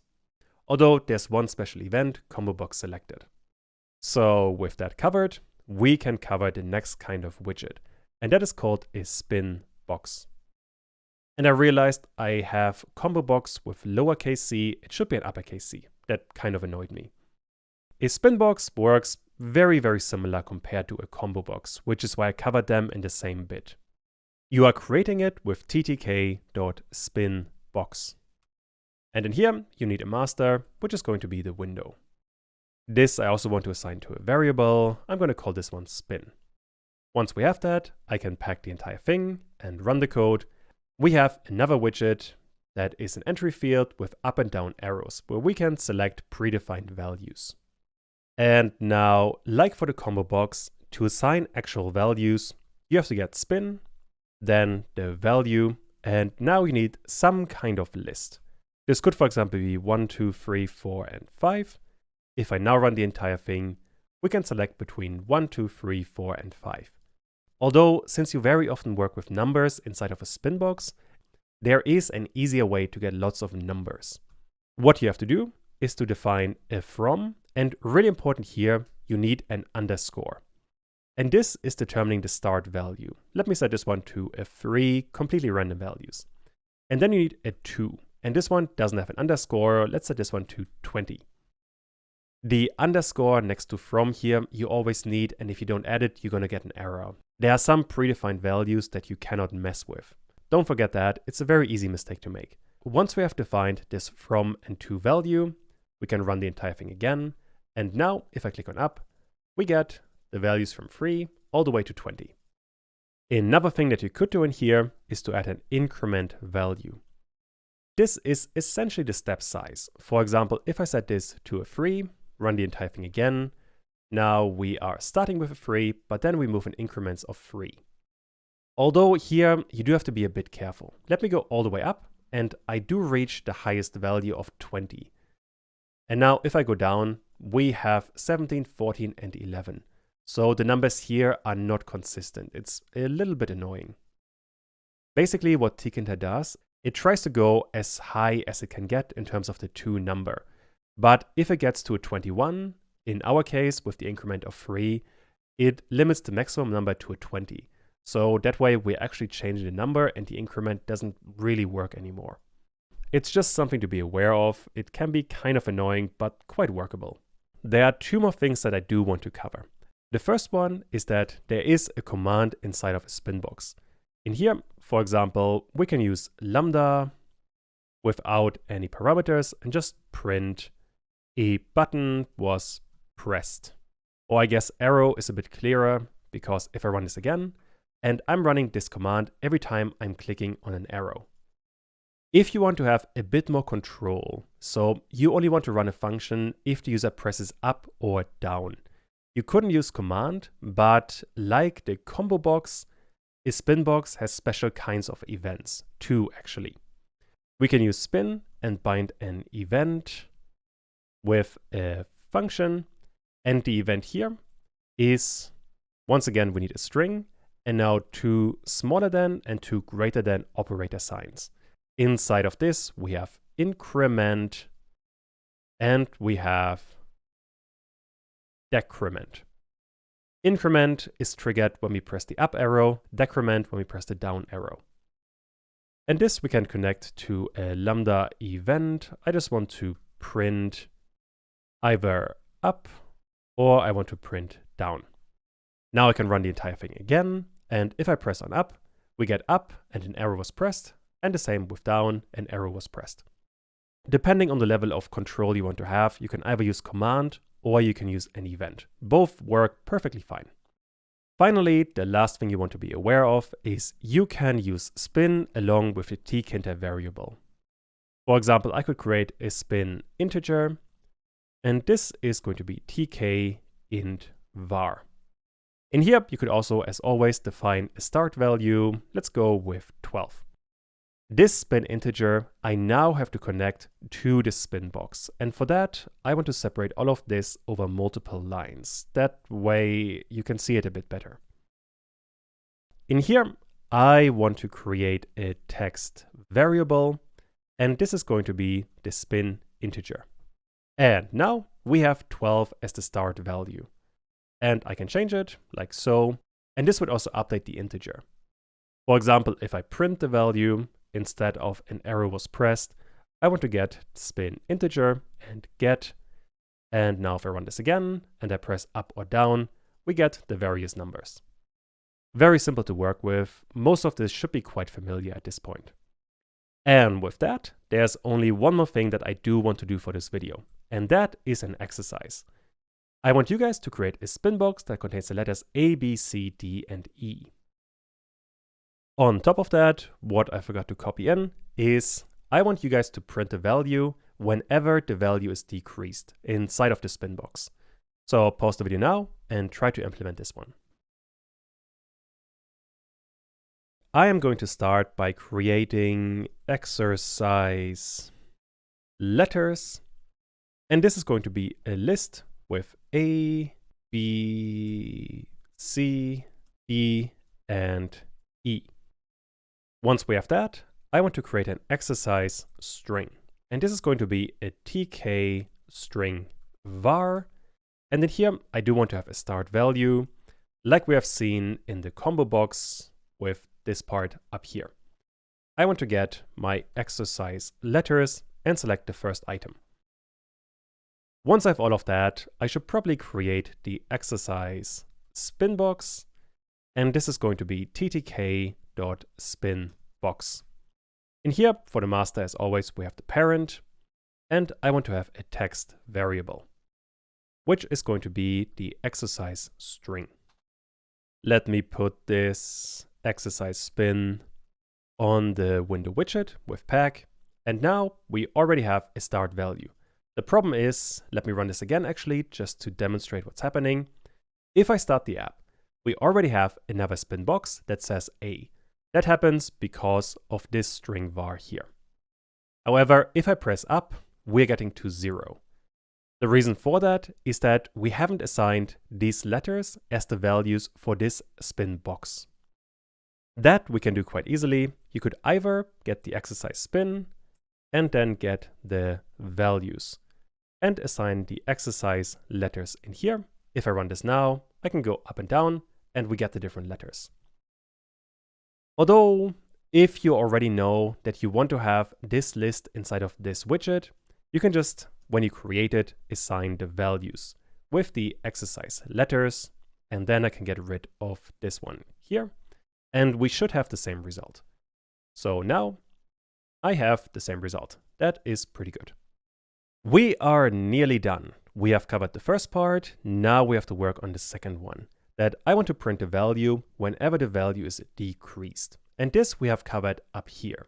I only want to print a value when we are decrementing the value. I want to get my exercise spin and bind an event. The event I want to bind is going to be decrement. And inside of this, I want to get my lambda with an event. And here, I want to print the exercise string, and I just want to get the value. That should be all I need. If I run the code now and I press up, nothing happens. But if I press down or I decrement, we get the different letters. So with that, we are done. And this is giving us 2 new widgets that are quite useful, especially Combo Box, I feel, is a really commonly used widget. The next widget I want to cover is a canvas. And a canvas is essentially a widget that allows us to draw various shapes. For example, we could draw a square, a circle, lines, text, and quite a few more elements. In the most basic sense, what we are doing is we are recreating paint inside of Tkinter. Or at the very least, we have the basic tools to do so. I already have prepared some code. The only difference compared to what we've seen in the past is I do not have TTK. I only have TK because that's all I need. But if I run this code, you can see we have a basic window. I want to create a canvas, which is one specific kind of widget. This I want to store in a variable that I'm also going to call canvas, and in here we need tk and canvas. Like any other widget, this is going to need a master, which is going to be my window. Once I have that, I can pack this canvas, and if I run the code now, we can't see anything. However, the widget does exist. The problem is, by default, it's, well, invisible. We can change that. The easiest way to do so is by giving it a background. In here, you could choose basically any color. For example, I could use white in here. If I run it now, we can now see a white background. This would work with any other color. Red, for example, would look like this. There are quite a few more colors you could be using, but I'm going to cover them later. For now, using basic names is fine. And I'm going to stick with white. That's, I think, the easiest color to work with. With that, all we really have to do is go through the different methods that the canvas object has. For example, one that I think is very simple is called createRectangle. This, for the first argument, is going to need a tuple. And this tuple is going to determine the dimensions of the rectangle we are going to draw. To make this work, we need the left point, the top point, the right point, and the bottom point. Let me actually use values here. For the left, I want to go with 0, and for the top, I also want to go with 0. For the right side, I want to have 100 pixels, and for the bottom, I want to have 200 pixels. And now, if I run this, we can see we have a kind of rectangle, or at least the outline of one. A better way to visualize this is changing these numbers to 50 and 20. That is a bit easier to see. So what we have here is a rectangle, or the outline of a rectangle, and this one is 50 pixels from the left, this side here. Then we have 20 pixels from the top, that's this part here. The right side, this one here, is this line, and then the bottom, 200, is down here. We are defining the 4 sides of this rectangle, and Tkinter uses that to create a rectangle.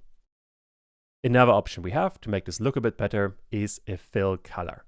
And for this one, again, you could use basically any kind of color. For example, red would be fine. And now we have a red rectangle with a black outline. If you want to get rid of the outline, you would set width to 0.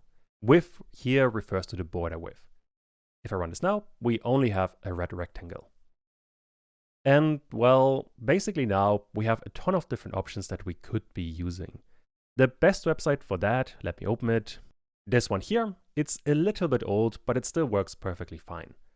On this side, you have a canvas widget, and the canvas widget you can see has a ton of different options. The one I have looked at already, or the one we're working with right now, is create rectangles. You can already see in there, we have canvas, then create rectangle, and then left, top, right, and bottom, and then the different options. The different options you can find here. And you can see there are a lot. I could, for example, set the width to 10. This one gives us a very thick border. And besides that, I can also specify a dash. In here, we need a tuple that specifies what is called a dash pattern. Let me use some random numbers. If I run this now, we get a certain kind of dash. What this dash here means is the first number, the 1 in my case, tells me how long each dash should be. And the second number, 2 in this case, is how big the gap is, which in this case is going to be twice as wide as the actual pixel. If I change this to, let's say, 4 and 2, and run this again, we now have a slightly different look. This is something you have to play around with quite a bit to really get the idea. You could even add more values in here. Let me add a 1 and a 1, run this again, and now we get even weirder results. But mastering the dash pattern is, well, something that I'm not too concerned about. So do this in your own time if you are really interested. Another option we have is the outline. This determines the color of the border. In here, once again, we need just a color, and now we have a green outline.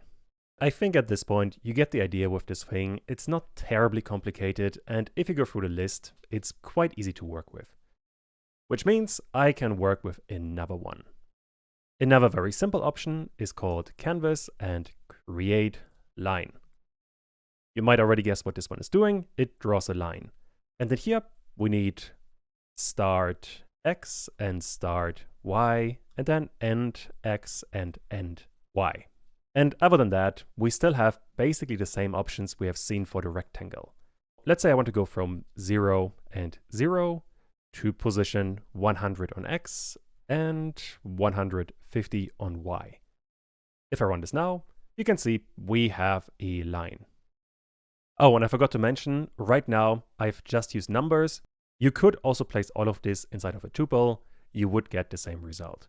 The same applies to the rectangle. You could just have the numbers and everything would still work just fine. I just think using a tuple here makes it a bit easier to read. And for the line, we could, for example, use fill again. Let's fill this one with yellow, possibly a bit hard to see. Yeah, it's going to be very hard to see. Let's go with blue. That is much easier to see. Besides that, we also have canvas and create oval. This one works quite similar compared to the rectangle. We are specifying the left, the top, the right, and the bottom. And then Tkinter is going to draw a circle, or rather an oval, inside of these limitations. Although if you have a rectangle with these dimensions, so if I go 0, 0, 100, and 100, we are going to have a circle. Like this. I want to fill this one, let's say with green. There we go. We have a circle right now, but if I change this 100 to a 300, we have a oval. I'm going to change this to 200, so we're not drawing too many things on top of each other. Also, I want to turn the coordinates into a tuple to keep things a bit more consistent. Besides that, we also have a create polygon. For this polygon, I'm going to do all of this inside of a tuple. We always need x and y positions. So we have x1 and y1, then we have x2 and y2, then we have x3 and y3, and Tkinter is going to connect all of them. So once again, let me go with a point at 0 and 0. Then I want to have another point at 100 and 200. And let's say a point at 350. Running this now, we have a triangle because the point we have drawn consists of 3 points. So let me visualize this. Our first point is 0 and 0. That is the point up here. The next point is 100 and 200, which means we're going 100 pixels to the right, and we are going 200 pixels down. The final point is 350, so we are going 300 pixels to the right and 50 pixels down. And we're ending up on this point, which you could see better if I remove the drawing, this point here. And in here, you could add as many points as you want. You can also work with fill. Let's say fill, we haven't used white yet. And for another point, I want to have for x 150, and you could also work with negative points, let's say negative 50. Okay, that it works, but it's very hard to see. Let's go with gray. There we go. Now we have a polygon on top of everything else. There's one more basic method I do want to cover, but at this point, this becomes fairly repetitive. I want to create an arc. For the arc, we basically start like we have started for the oval, which means I want to put them like this. For these methods, we are drawing always a rectangle, and then we're filling the rectangle either with a rectangle itself, an oval, or now an arc, so a partial oval, essentially. To visualize this, let me actually copy this circle here, or the coordinates for the circle, and I also want to comment out the polygon so we can see what's going on. If I run the code now, you can see something weird on the circle. The green bit here is the circle, and on top of that, we have this slice cut out. If I fill the arc, this is going to be even more visible. Let's say fill with red. Here you can see, by default, the arc covers 1/4 of the entire square. These numbers you can specify. For that, you need a start point, and this by default is 0, which means if I run this thing now, nothing changes. However, if I change this to a 45, now the thing looks like this. The way you can understand this number is this line here is angle 0. And a whole circle around this, circle is 360 degrees. With this line here being 45 degrees, what we have specified here for the start point. And by default, the arc goes counterclockwise by 90 degrees. This we can also change. For that, we need another argument here that is called extend. By default, this one is 90, so if I run it, nothing changes. If I, however, change it to 180 degrees, it looks like this. We are starting here at 45 degrees, and then we're going 180 degrees around the circle. So this point down here is degree 225. Besides that, there is one more interesting argument in here, and that is called style. In here, we have to specify specific Tkinter options. This could, for example, be TK, and now all in capital letters, Py slice. And let me fix the typo, like so. If I run this, we cannot see any difference because this is the default option. However, what we can do is change this to arc. And if I run this now, you can't see anything because the arc only draws the border. If, however, I change the outline, which is the border color, to, let's go with yellow, run this again. Now you can see very faintly there's a yellow half circle. Again, for this one, I want to change the width to 10 so we can see it easily. There we go. Now it's a bit more visible. Let me actually change the color to red. There we go. Now this is much more visible. Also, I want to put all of this over multiple lines. Otherwise, this is going to be quite hard to read. There we go. These are basically the main options you can work with. Besides arc and Py slice, you also have chord. Running this gets us something like this. I am messing this up with the width. Let me change this to 1. The difference compared to a Py slice right now is kind of hard to see because we are drawing half a circle. Let me change this to a smaller number, let's say 140. And I want to go with Py slice. Running this now, I get part of a slice. The part that chord is going to change is it's going to take away this bit here. It's going to be easier if I actually use it. So instead of Py slice, I want to have the chord. Now you can see we are not drawing this bit here anymore. That's the only difference between the two. And with that, we have an arc. And this covers another really important part. Besides that, you can also, I want to comment out everything so you can see things a bit easier. Besides all the shapes, you can also draw text with canvas and create text. For this one, you have to start with a position. Let me go with 0 and 0, and then a text argument. This is some text.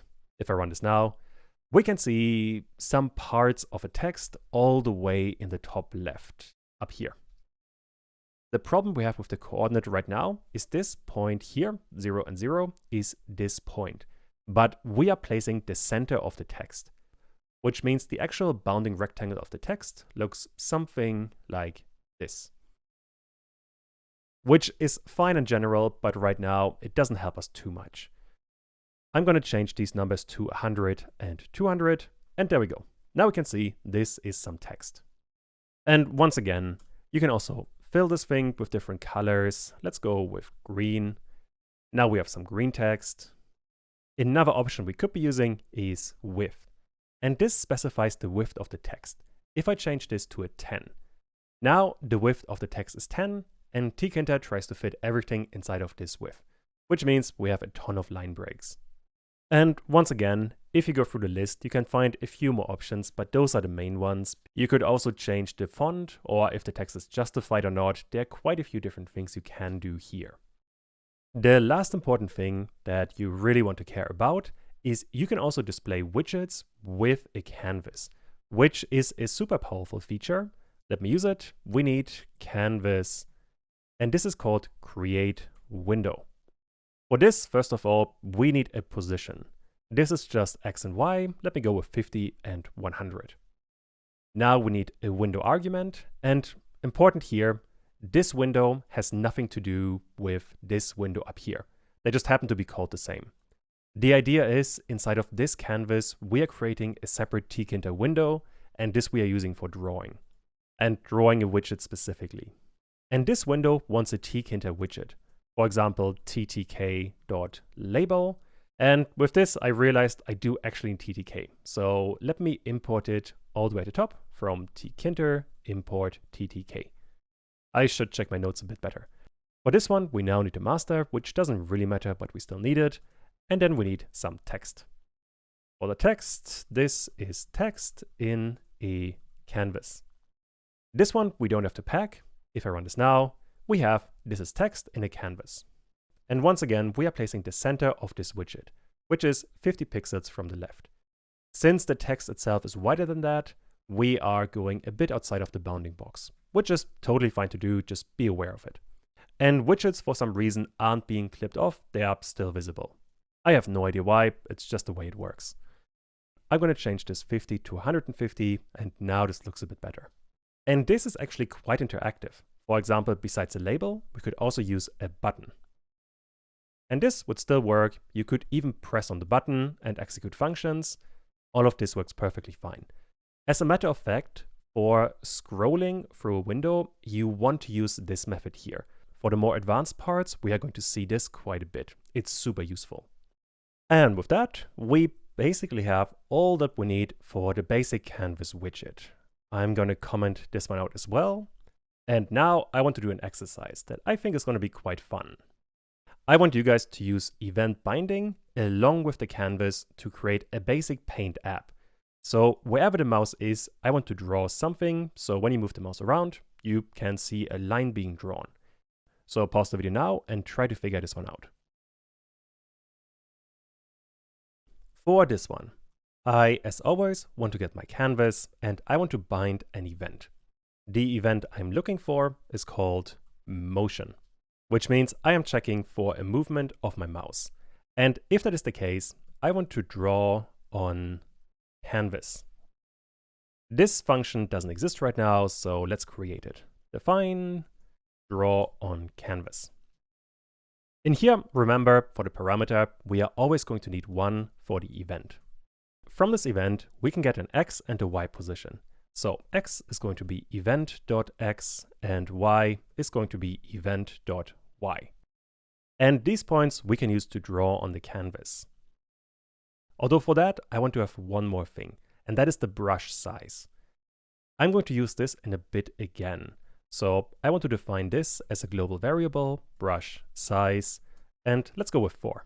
Now that I have that, I can get my canvas and create an oval. We need a left, a top, a right, and a bottom. Let's say this point here is the mouse cursor. I'm going to call it M. Around this point, I want to draw a circle every time we are moving the mouse. And this point is going to need 4 different arguments. For the left side, I want to go from the mouse position and then half the brush width, which in our case is going to be 4/2, or this number here divided by 2. That is going to give us the left position. The same thing I want to do for the top. For this one, I want to go up by 4/2. And for the right side, I also want to go by 4/2. That way, the entire width of the thing is 4 pixels, which is our brush size. I want to get x minus my brush size over 2. The same thing for y, except now we need y, which is going to be the brush size divided by 2 again. For the right side, I want to have x and then plus my brush size over 2. And finally, for the bottom, I want to have y plus my brush size over 2. That is all I need. If I run the code now and I hover over the canvas widget, we have a very basic drawing app. It doesn't look terribly good, but at the very least it is working. One issue we have right now is that we are only really drawing the outline. Let me fill this thing with a black color, and now this is already looking a little bit better. I think the brush size is also a tiny bit large. I can change this to a 2, and this is improving as well. But, well, this is a very basic drawing app. And you can see here, if I move the mouse really fast, you can see the individual points we are drawing. Besides that, another cool thing that I realized you can do is I also want to create a canvas method with bind, And this one is going to be called mouse wheel. If I'm using that, I want to get a brush size adjust function. I'm going to create this here, and this is going to be brush size adjust. As always, this needs the event. And for this one, I want to update this brush size, which means I have to create a global variable that is called brush size. And when we are doing this, let me print the event to see what we get. If I now use my mouse wheel, we're getting a couple of different arguments. The one I care about is called delta. If I move my mouse wheel forwards, it's going to be plus 120, and if I move it towards me, it's negative 120, or backwards, I guess.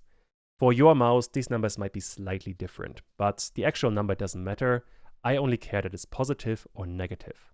Which means I can use this inside of an if statement. So if the event.delta is greater than 0, then I want to increase my brush size. Let's say brush size plus equal 4.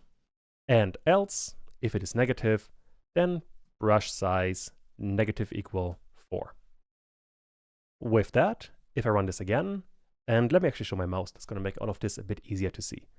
The drawing still works, but now if I scroll forward, we have a much thicker mouse. And if I scroll towards me, this becomes very, very small. Although here you can see an issue, I am scrolling just towards me, and the number gets smaller and smaller. Let me actually start this again. So right now, the line is very thin. But now I'm scrolling towards me, so the line should get smaller. I'm scrolling quite a bit towards me and more towards me, and the line just gets thicker.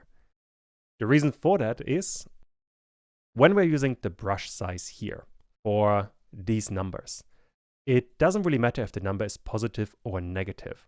The larger the number gets, or rather the larger the absolute number becomes, the larger the circle is going to be. Which means as far as the brush is concerned, 20 is the same size as negative 20, or almost the same. They're slightly different, but the larger the number itself, the larger the brush size. This I don't like, which means at the end of this function, I want to get my brush size, and I want to limit it between two values. For that, we can use minimum, and this is going to pick the smaller numbers between two arguments. So in here, I can have my brush size, and the maximum number I want to have is going to be 50. So let me run this again, and now I'm scrolling forward, and this is the largest size that I can have for my brush. Kind of hard to see, but it definitely works. This function I want to wrap inside of a max function. This one works like minimum, except this one selects the larger number. And then here, I want to have a 0. That way, our brush can never go below 0. If this number becomes negative, the max always chooses the 0. So now I can run this again, and I can increase the size, and I can decrease it, and at the minimum, we get this line here. And that is a nice basic Paint app. You could play around with this quite a bit more to add colors, and we are going to do that later, but for now, I think this is a pretty good start with the Canvas app. The next widget we are going to look at is called Tree View. And if Canvas is Paint, Tree View is essentially Excel, or rather, we are going to create a table. This one is going to look like this. In here, we have a bunch of different entries that we can look at. We could also delete entries, like so. And you can also select multiple entries and work with them. It's a fairly straightforward table that is quite easy to work with, and well, that's what we are going to create. Once again, I have some code. If I execute the entire thing, we have a basic window. The one thing that is new are these two lists. I'm going to use them to create some random names in a bit. For now, just don't worry about them.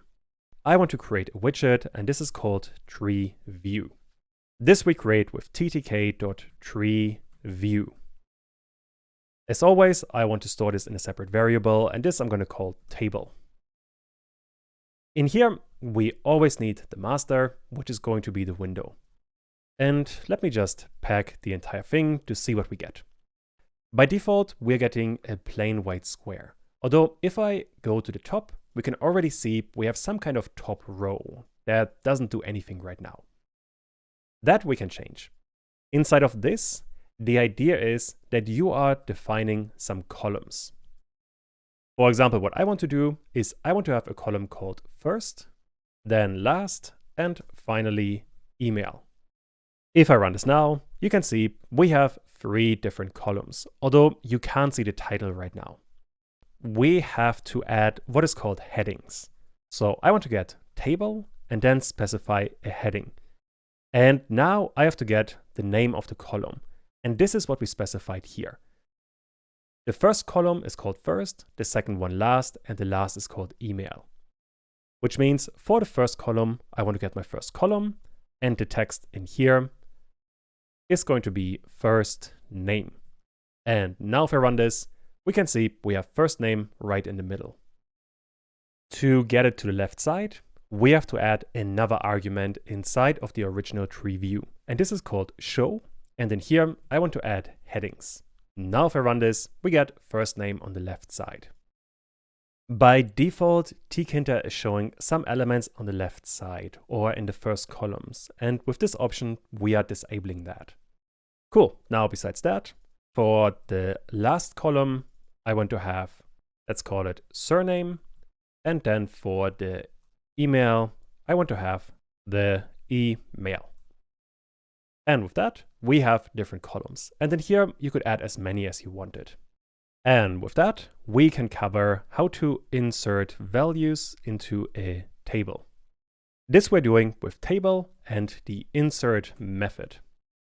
In here, we need a couple of arguments. The first one is called parent. And this is usually going to be an empty string. What this means is you want this item to be attached to this table and not have any intermediaries. Later on, we're going to learn you could also attach this new item to an existing item inside of the table. And then you would get the name of this item inside of the table as the parent. But if you leave it empty, you're going to attach it to the main table. Besides that, we need an index and we need the actual values. For the index, for now, let me go with 0. And the values is going to be a tuple, and since we have 3 columns, first, last, and email, we need 3 values in here. Let's call this John. For the surname, I want Doe. And for the email, I want to have johndoe@email.com, or whatever you want to add in here. If I run this now, we have a first name, a last name, and the email. So this is going to create 1 entry, but I want to create 100 entries. So let me comment this out, and instead I want to create a for loop. So for I in range 100. And I want to use these values here to create random names. For that, I'm going to need one more module, and that is from random import choice. Choice we can use to pick one item from a list. And this could actually be a really good exercise for you. It's not going to be the main exercise for this video, but try to create from these names 100 entries and add them to the table and see if you can figure this one out. I want to create a first name, a last name, and an email. The first name is quite easy. I want to have choice and then first names. The same for the last names. I want to choice and pick a random item from the last names. For the email, I want to create an F string. And for this one, I want to have the first name. Then I want to have the last name like so, and then add email.com. This information we can now turn into a tuple. Let me call it data. And here we have first, we have last, and we have email. Finally, I can actually get the table and insert the values. Once again, for the parent, I want to have an empty string. Besides that, for the index, for now, I'm going to go with 0. And then for the values, I want to have data. Now I can run this, and we can see we have a table with a ton of different entries. This is looking really good. And there's one very quick layout thing that I do want to do. Inside of pack, I want to fill and add the option here for both, and then expand, I want to set to true. I'm going to explain those values later, but if I add them, we're going to fill the entire widget with entries. That looks much better. And obviously, you could also change these values as much as you liked. So for example, in the demo app, I don't use the first name for the email. I only use the first letter of the first name. So index 0 here. And now we have some slightly different email addresses. Now let's talk about index. And the best way to understand it is if I play around with the value.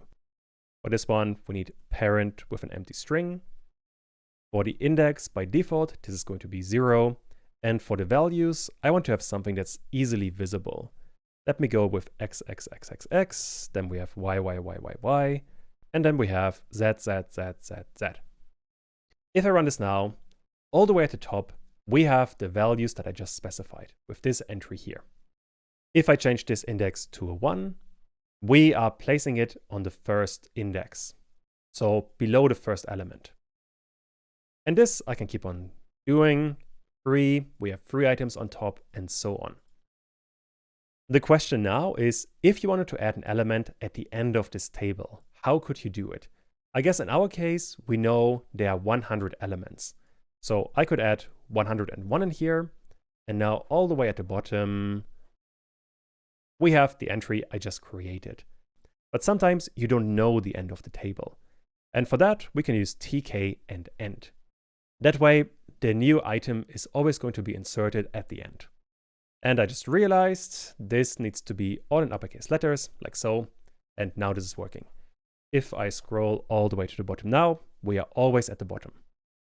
And that is what index is doing. There are 2 more things that we have to understand. We have events inside of a table, and we have items. And those work really well together. So let me start with events. There's one special event that a table or a tree view has. We need 2 smaller than and 2 greater than signs. And then here we have tree view select. This is going to be triggered every time we are selecting an item inside of the table. For now, let me just lambda with event, and I want to print the event that we are getting. So if I run this now, and I click on one, and we are not getting very much. As a matter of fact, the event is always going to be the same no matter what we click on. The event here you can basically ignore. What you rather want to do is get table and then what is called selection. This gives us the currently selected items. So now if I click on something, we get a random number. And I can click on multiple items. The number is always going to be a bit random. So what does that actually mean? If this one here is the table, this table is populated with lots of items. This could be one item, this could be another item, this could be a third item. Basically, one item is one row of data. This is the item we are going to talk about in just a bit. Oh well, we are talking about it right now. And each of those items has a specific ID. This was what we have seen, something like IO and then 2 numbers, 45 for example. These numbers we can use to select items from this table. And this I want to do in a separate function. So let me define item select. This I want to run in here. So item select. In here, I need 1 argument for the event. Although, since the event is basically pointless, I'm going to add an underscore in here to indicate that I don't care about this value. In here, once again, I want to print my table and then the selection. So if I run this now, I can click on various items and we get some random ID. This random ID I can now use. The way you use it is you want to get the table and then the item, and in here you can add the table.selection. If I comment this out, there's going to be one problem. Because if I click on this, you can see we don't just have the ID, we have a tuple that has 1 element inside of them, and that is the ID. The reason for that is we can select multiple items. So if I select Thompson and hold Shift, we have a bunch of different items. The way you are going to work with this is inside of a for loop. That'd be an easy way. So for I in table.selection, Then I can use table and item, and in here, I want to look at the item. This I could, for example, print, and let's see what we get. If I now click on, let me show my mouse again. If I click on Lisa Thompson, we get text nothing, image nothing, and then values Lisa Thompson, LT Thompson, and so on. Those are the main items, although there are a few more. For this video, I want to keep it simple. So in here, I only want to show the values. Now, if I show this again, I can click on one item and I can select multiple by holding down Shift, and we always get all of the different items, or rather the actual values. And with that, we have also covered items. So let me get rid of the comment. And this is covering the basics of a table. Although there's one more thing that I do want to do. I can bind another event. For this one, we only need one smaller and greater than symbol. And in here, I want to look for delete. If that is the case, I want to delete items. This delete here stands for the delete key on the keyboard. So in here, I want to delete items and create a function. For the event, again, we don't care about it, so an underscore. And let me just print delete so we can see what's going on. If I now run the entire thing and I have the table selected and I click on delete, we get delete. And I want to use this to actually get rid of a value. And this, I think, could be a really good exercise for you. Try to figure out this function here. The one method you need is called table.delete. In here, you can pass an item, and this is going to delete whatever item you pass in here. And that is going to delete the selected row. Although you have to figure out how to actually get all of the items. So pause the video now and try to figure this one out. Basically, what we have to do is very similar compared to this. In fact, let me copy it. And I again want to look at my entire selection. But now I don't want to print it. Instead, I want to get my table and delete it. And in here, I want to add I. So now if I run this again, and I can select a couple of entries. Let's go with those two. And if I click on delete, they disappear. This works with as many items as I can select, and they always just disappear. That way, we have quite a fancy table that works really well. And let me try to delete all of the values inside of this table.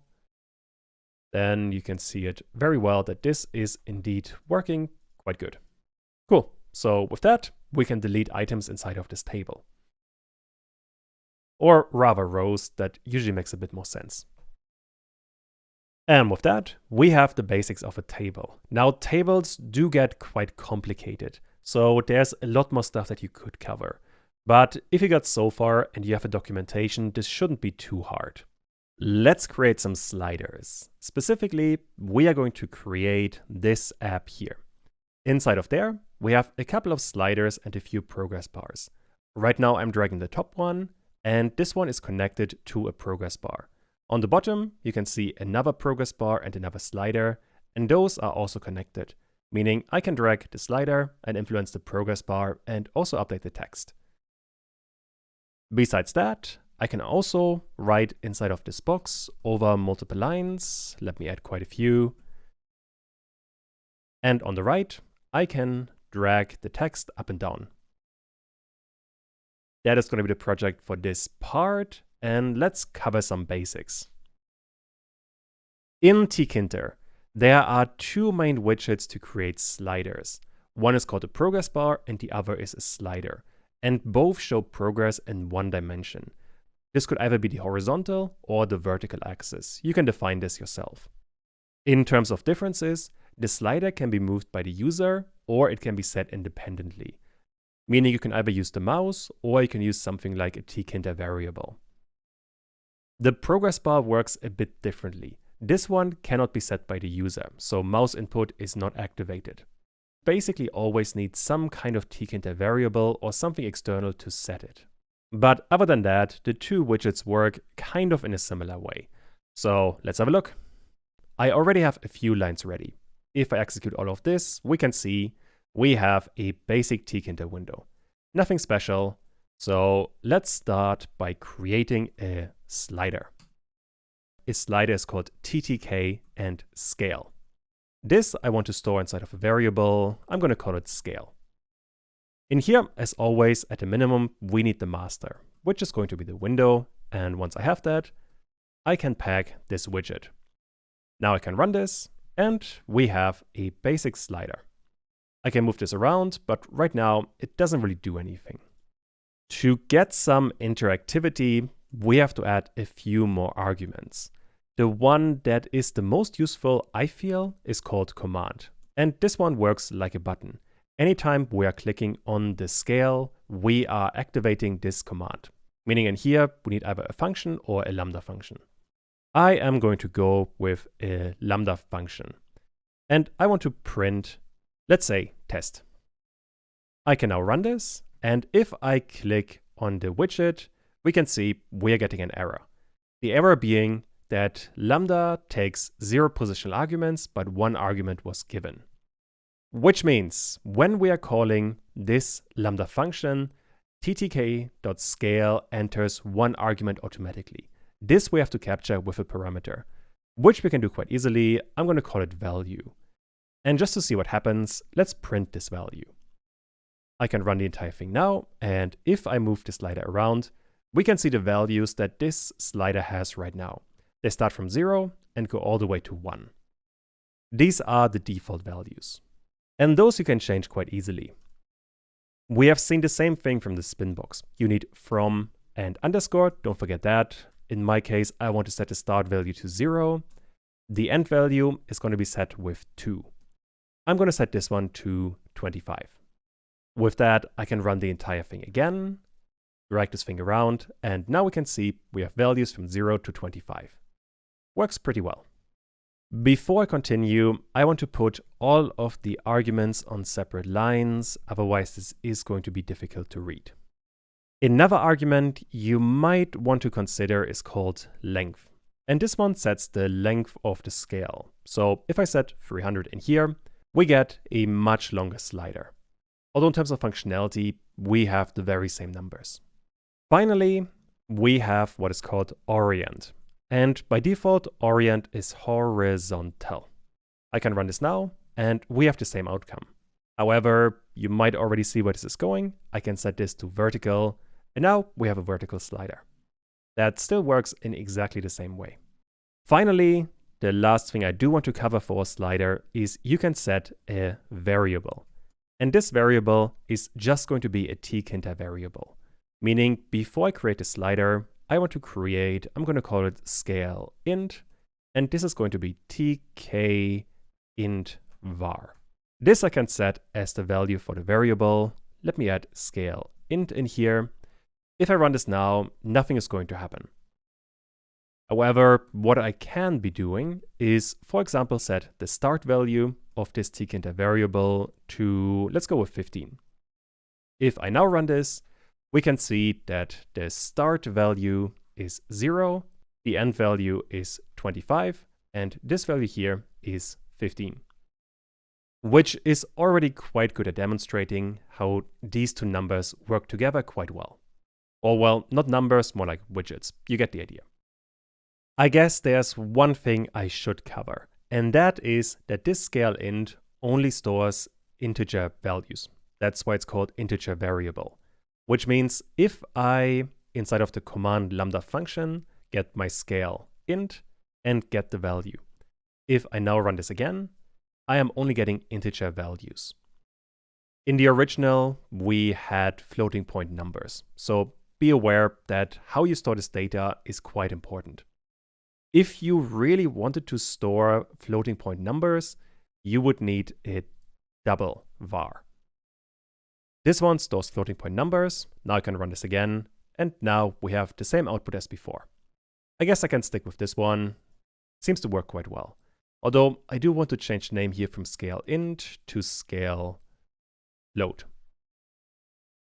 Cool. And with that, we have all of the basics of a slider. It really isn't that complicated. Which means next up, we can work on a progress bar. This we get with TTK and progress bar. As always, I want to store this inside of a variable. I'm going to call this progress, and window for the master, and I want to pack the progress bar widget. If I run the code now, we're getting an error because this scale int should be scale float. Let's try it again. In the bottom of the window now, you can see we have a progress bar. Problem is, I can't click on it, nothing is going to happen.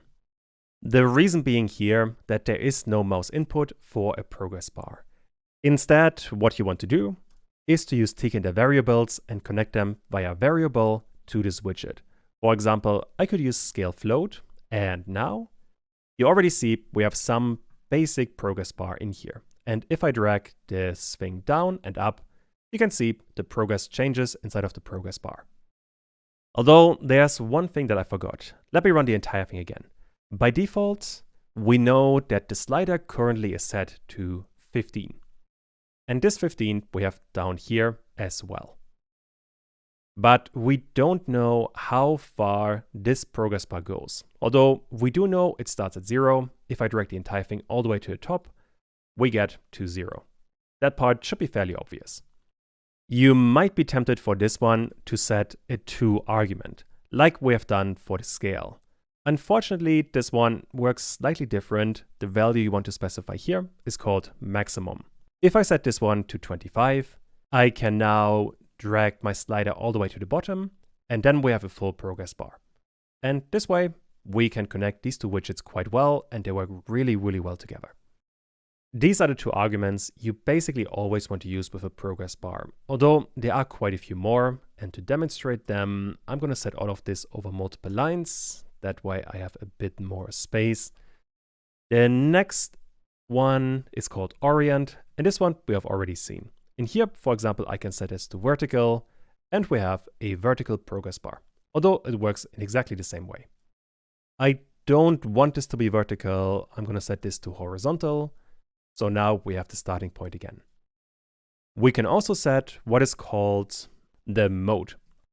In here, we can either set determinate, which is what we already have, no change, or we can set this to indeterminate. If I run this, you can see the difference between the two. Now we don't have a complete progress, instead we just have a small bar. It's kind of hard to explain, but you can see it pretty well. Besides that, we also have length.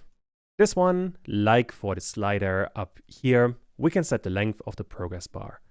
Let's go with 400. And now we have a really long progress bar. That still works with the slider, so no change there. With that, we have all of the main arguments that you could use for progress bar. Although there's one more thing that is a little bit weird. And that is that a progress bar has a couple of special methods. They're called start and stop. For example, if I set progress.start, run the code, you can see this thing starts by itself. And since we are changing the number, let me move it to the side. Let me close it actually. Once I click on start, the progress bar is going to start some progress. And this progress can also influence the variables, the one we have set here.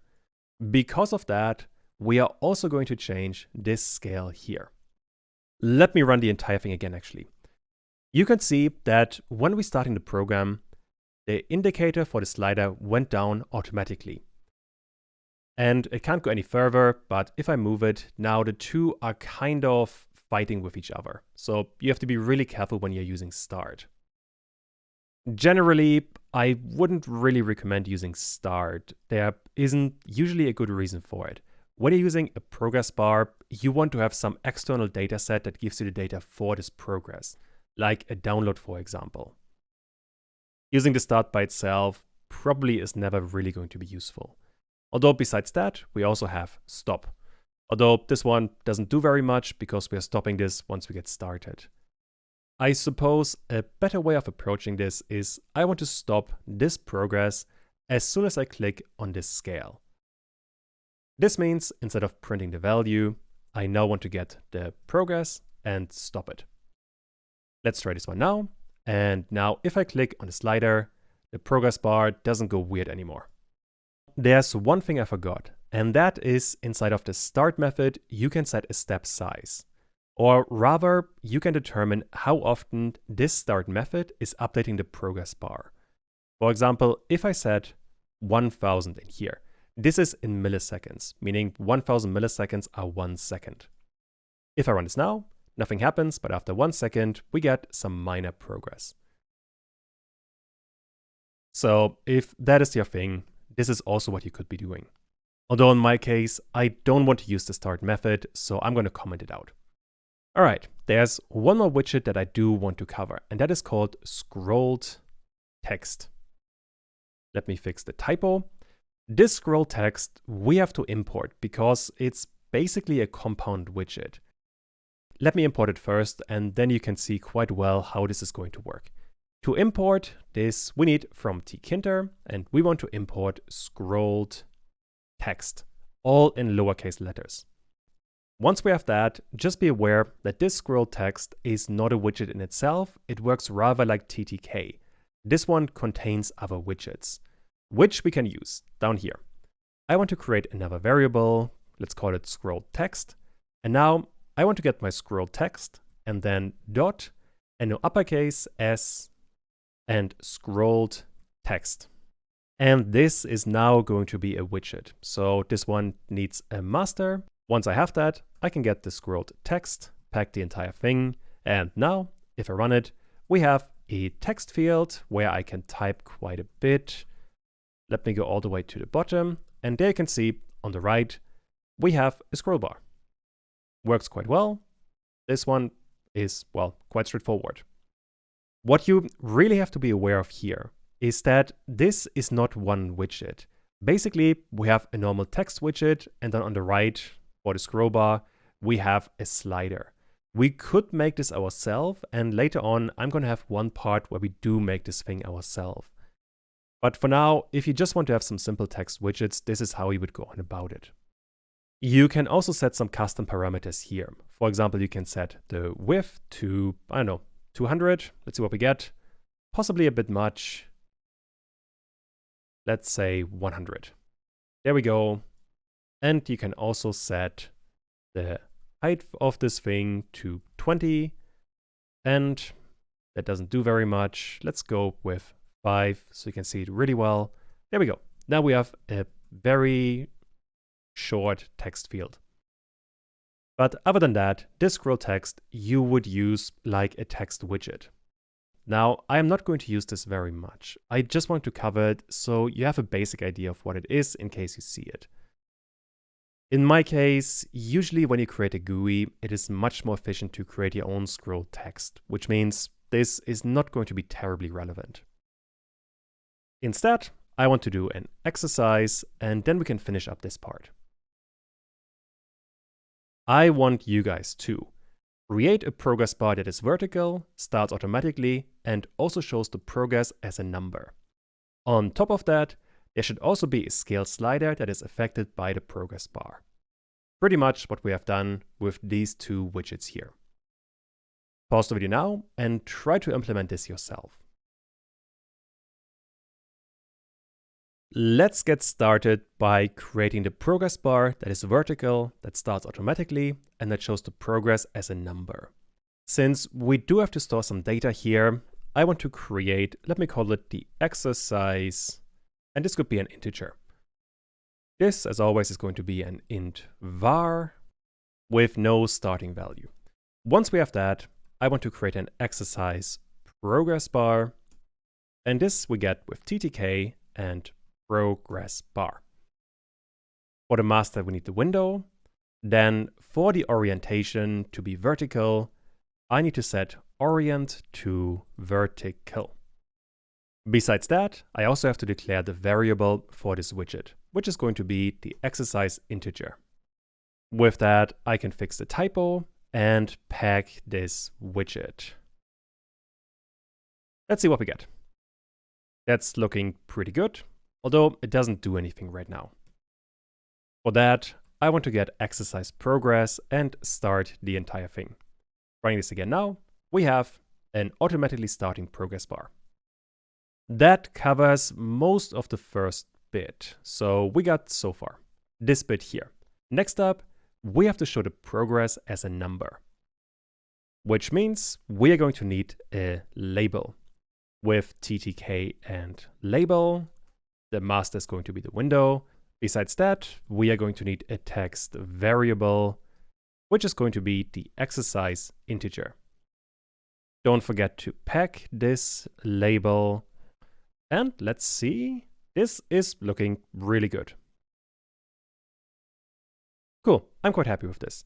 Although here you can see one quite weird thing, and that is that this number is, well, a floating point number. We have 0.0. I don't actually know why Tkinter is doing that, but when you're using an integer variable and set it as the text variable, and the original number is a floating point number, like what we get from a progress bar, then Tkinter stores it as a floating point number, but rounds it down. It's kind of weird, but this is basically never going to be an issue, so not too much to worry about. This covers the entire first part. For the next bit, we have to create another slider that is affected by the progress bar. Let's call this one exercise scale, and we need TTK and scale. The master is going to be the window, and in here, I want to have a variable, which is going to be the exercise integer.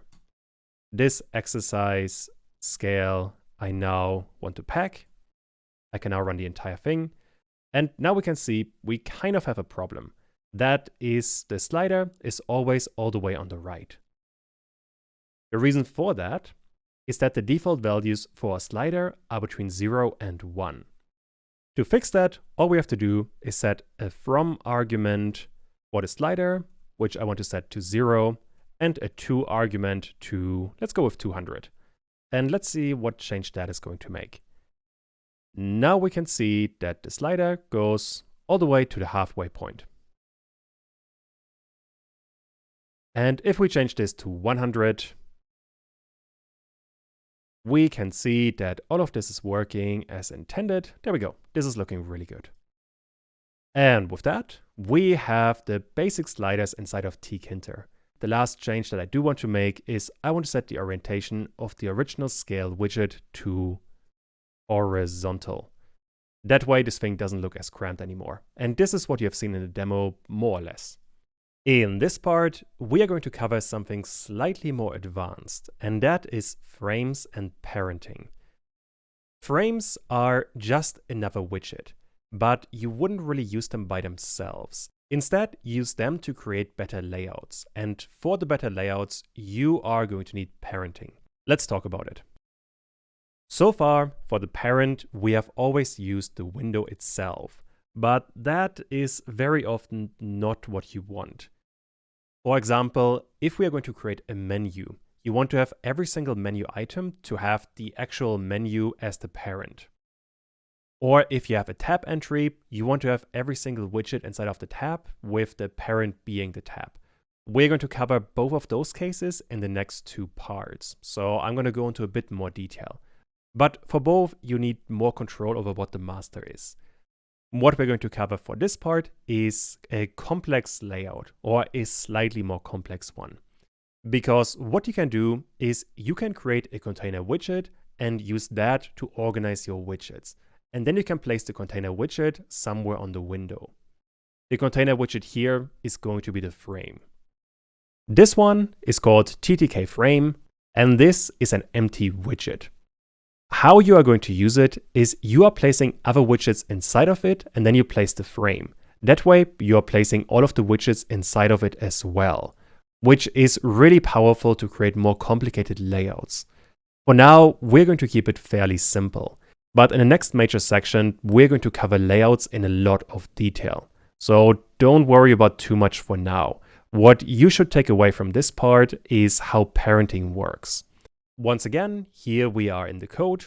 If I run all of this, we have an empty window that has a custom size, 600 by 400 pixels. What I want to start with is I want to create a frame. This I want to store in a separate variable, and this we create with ttk.frame. This one, like any other widget, is going to need a master, which in this case is going to be the window. Once we have that, I can pack this thing, and if I run it, we can see that we can't see anything. The reason being that frames are invisible. That being said, there's one way to visualize how a frame is going to look like. Right now, the window has this certain size. This I want to comment out. If I run the code now, we can see something like this. We basically only have the top control buttons. I can extend it, but by default, we have this size here. This happens because Tkinter, or the window, tries to have the size of the widgets inside, which right now is an empty widget with no size, so we get something like this. But for a frame, we can set the width, let me go with 10, and we can set the height. In here, I want to go with 20. If I run this now, we have a very small window. I guess the numbers here are a bit small. Let's go with 100 and 200. That is looking a bit better. We have a width of 100 pixels and we have a height of 200 pixels. The numbers we get here and here. Another way you could visualize a frame, which I think is even better, is you could set a border with border width, and this I'm going to go with 10. Although by default, you're not going to see anything. Also, there shouldn't be a typo in there, border width like so. This is looking better. Now we have a border width, but the border has no color, so it's invisible. For that, we have to set a relief. And for the relief, we have a couple of inbuilt options. The one I'm going to use is called TK and Ridge, all in uppercase letters. If I now run this, we get the frame we have seen earlier. Except right now it has some kind of border thingy. The default for the relief is flat. With this one, you don't see anything. Besides that, we have raised and we have sunken. Those look like this or like this. It basically starts to look like a button. Another option is called groove, like so. And this one, I guess, is even better. Let's stick with this one. The relief option, you're not going to use too often because most of the styles here look quite outdated. And later on, we're going to learn better ways to style it. Now we can actually start the interesting bit. And that is the parenting. Or I guess a more appropriate name in Tkinter would be master setting. Right now, the master was always the window. So the first argument we placed into any widget was always the window, which we created all the way at the top. This does not necessarily have to be the case. What we could, for example, do is create another label, or it could be any widget. You create this always in the same way, TTK label in this case. And now for the master, I want to set the frame. Other than that, I want to have text, and this I want to call label in frame. You also still need to pack this label. And if I run this now, we can see a couple of things happened. The first one is that we have the label inside of the frame. However, besides that, the width and the height of the frame have changed. We don't have something like this anymore. Instead, we have, well, just this size here. So what happened? Well, the issue you have to understand here is that TTK primarily tries to set the size of a widget by its children. In this case, the frame only has one child, and that is the label. And that overrides the width and the height. If you don't want that, there is an option to disable that. You will get the frame again, and the option is called pack and propagate. This is a method, so we have to call it, and in here we can either set false or we can set true. If you set true, we are setting the size of the widget by its children. If we set false, we get the original size, meaning we are using the width and the height we have used for this Tkinter widget. You can also set multiple children inside of one frame. For example, I could create another button, and this one is also going to have the frame as the master. For the text, I'm going to go with button in a frame. I want to pack the button, And there we go. Now we have a button inside of it. And you can see we are cutting off the button a tiny bit, meaning that Tkinter constrains the size of these widgets quite a bit. Let me increase the width of this widget to 200. Now this looks a bit better. And that's kind of all you need to set the master to something other than the window you have created. Right now, this doesn't seem too useful, but let me demonstrate one instance where this could be powerful. Let's call this example. I want to create another label. Let's call it label 2. This label is going to have the window as the parent. And for the text, I want to have label outside frame. This label 2 I now want to pack. And now we can see that the label is outside of the frame, which is giving us quite a bit of space in here. However, now, if I get the original frame and only pack it after label 2, if I run this now, we can see we have the label on top, and below that, we have the frame itself with the widgets inside of that frame. Let me move it to the side. This label here is all the way on the top, and below that, we have all of the other stuff. This frame here, and all of the children of the frame. What is even more powerful, and what we are going to learn more about later, let me return frame.pack to its original place. So this thing is going to look like so again. You can also inside of pack set a side. By default, this side is always the string top.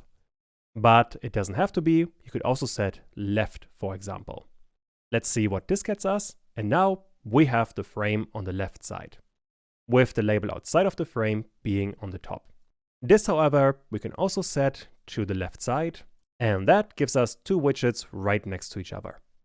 With this system, you can create pretty powerful setups. And again, we're going to learn much more about this later. But for now, this is all I want to cover for this bit. Let's do an exercise, and then we are done. What I want you guys to do is to create another frame with a label, a button, and an entry widget, and place it to the right of the other widgets. Pause the video now and see if you can figure this one out. Let's start by creating, I'm going to call this the exercise frame. This is going to be TTK and frame. This one has the parent of window. I am not going to pack it just yet. Instead, I want to create a label, a button, and an entry widget. Since those are not going to be doing anything right now, I am not going to store them inside of a variable. I am just going to create TTK label. The parent is going to be the exercise frame, and the text is going to be label in frame 2. Right after creating this, I want to pack it as well. I can copy this one now. Instead of a label, I want to have a button. The other arguments can stay identical. And finally, I want to have an entry widget. This one doesn't have a text argument. Once I have all of those, I want to get my exercise frame and pack it. Running this now, we are getting a couple of other widgets all the way on the top right. Although I realized the text here, this one shouldn't be labeled, this should be button in frame 2. Let's run this again, and this is looking pretty good. Although the last thing that we do have to do is that when I'm packing the exercise frame, I want to set a side, and the side should be left. Although this one has to be a string. And now we have another widget to the right of it. This one doesn't have a border around it, so it looks a bit different. But it's basically the same thing we have done in the original frame. And this kind of system you can push quite a bit. For example, you could have one widget inside of a frame, which is inside of another frame, which is inside of the window. But once again, all of this we are going to cover in much more detail in just a few sections. In this section, we are going to cover tabs. Let's have a look. This is what we are going to create. We have a basic set of widgets inside of one tab, then we have another tab with some other widgets. The widgets in here work as expected, and you can just play around with them. This is what we're going to create. And the widget we need is called TTK Notebook. The way this is going to work is that we want to set a couple of children to this notebook. This is almost certainly going to be a frame. And each frame is then going to become a tab. Since you can add lots of widgets to a frame, you can use that system to make widgets visible or invisible. It's honestly a fairly simple system. Here's the code. If I execute all of this, we have a basic window. And I want to create a tab widget. Or rather, I want to create a notebook. Let me call it notebook. And the widget we need is TTK and notebook. This one is going to have the window as the parent. I can pack this notebook right away, although by default we can't see anything. The notebook by itself is going to be invisible. The only thing you are going to see are the tabs inside of it. Since we don't have any tabs right now, nothing is going to be visible. Which means I have to create a couple, let me call it tab 1, and this is going to be TTK and frame. For the parent, I now want to set the notebook. While we are here, I want to create a second tab. I'm going to call it tab 2, and this one also has the parent as the notebook. With this, I can run this again. We still can't see anything. What we now have to do is inside of the notebook, we have to add, and this is going to be tab 1, and this wants to have a text. This text is going to be the name of the tab. I'm going to call this one tab 1, then I can duplicate it and change this 1 to a 2. And now we should be seeing something. There we go. We now have 2 tabs. Which means you can just place widgets inside of either of the frame, and then they're going to be visible inside of the respective tab. For example, inside of tab 1, I'm going to add a tiny bit of white space. I'm going to call this tab 1. Inside of tab 1, I want to create a label with TTK and label. This one is tab 1 for the master, and for text, I want to have text in tab 1. Don't forget to pack this widget. And with that, we can see we now have some text in the first tab. Although tab 2 doesn't have anything right now, but we certainly have a good start.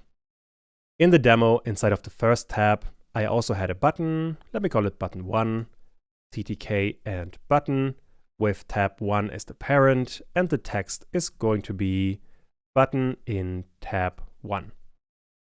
Besides that, I also have to pack this button, and now we have text and we have a button inside of tab number 1. Tab number 2 still doesn't have anything. All of that is going to happen inside of tab 2. In here, I want to create label 2, which is going to be TTK and label with tab 2 as the parent. The text is going to be, I guess, text in tab 2 makes the most sense here. This label 2 I also want to pack. I have text and a button in the first tab, and in tab number 2 I have tab 2. So this is working quite well. There's also going to be an entry. Let me call it entry 2, and this is going to be TTK and entry inside of tab 2, and there's nothing else in here, and entry 2 and pack. And now we have the stuff you have seen in the demo. Honestly, this wasn't very difficult. All of these widgets work like anything else. If you understand how to set the master, this system should be really, really simple. Or at least I hope it is. Which means we can already do a challenge. What I want you guys to do is to add another tab with some buttons and text inside. Let's say with 2 buttons and 1 label, to be a bit more specific. Pause the video now and try to figure this one out.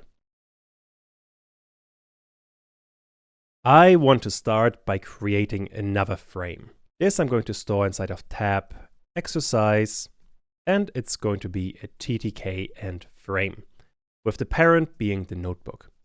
Inside of that, I want to create button exercise 1 with TTK and button, the parent being tab exercise, and the text could be button 1. It doesn't really matter what it is. This button exercise 1, I also want to pack, and with that I can just copy the entire thing and add another button here. All I have to do now is change the 1 to a 2. The 1 in the name or the text should also be a 2. That is going to give us the buttons. Besides that, I want to copy this one more time. I want to create a label, which I get with TTK and label. This is going to be label. There we go. Now we are packing this one as well. With this, we have all of the widgets and the frame to put them inside. Next up, I want to get the notebook and add my tab exercise like we have seen up here, which means besides that, I need a text, and this is going to be tab exercise. Let's try this one now. And there we go. We have tab 1, we have tab 2, and we have tab exercise with button 1, button 2, and the label. That's pretty much it. I hope you can see how this system is fairly straightforward. There shouldn't be too much that can go wrong. I guess the one thing you want to be aware of is that this frame here, or these frames here, are not going to be packed themselves. For that, we're using this add method. For completion here, you don't actually have to set the notebook as the parent. For example, if I change this notebook to a window and run this again, we get the very same outcome. Although all of these other widgets do need the frame as the parent. I just think setting the notebook as the parent makes the most sense here, but choose whatever you want. In this case, it doesn't make too much of a difference. Let's talk about menus. In Tkinter, you are creating a menu with TK menu. Be aware here, we are using TK, not TTK. But other than that, the widget is fairly straightforward. However, there's one thing you have to understand to create more complex menus.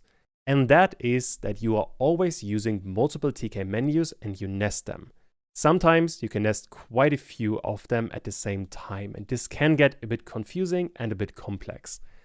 Let me give you an example. If you want to create a simple menu, you will place a TK menu inside of another TK menu, and then this TK menu becomes an option. Now, what does that mean? Let's say we have our normal application. The entire window is the blue frame here. Inside of there, we have TK menu. This is the main menu. This would be just a normal top bar like you've seen in basically any other application. Inside of that, we are placing another item, and this would be the TK menu. This would now be one of the entries inside of this menu. But other than that, both of these are just TK menu widgets. The red menu, though, can now have a couple of extra options.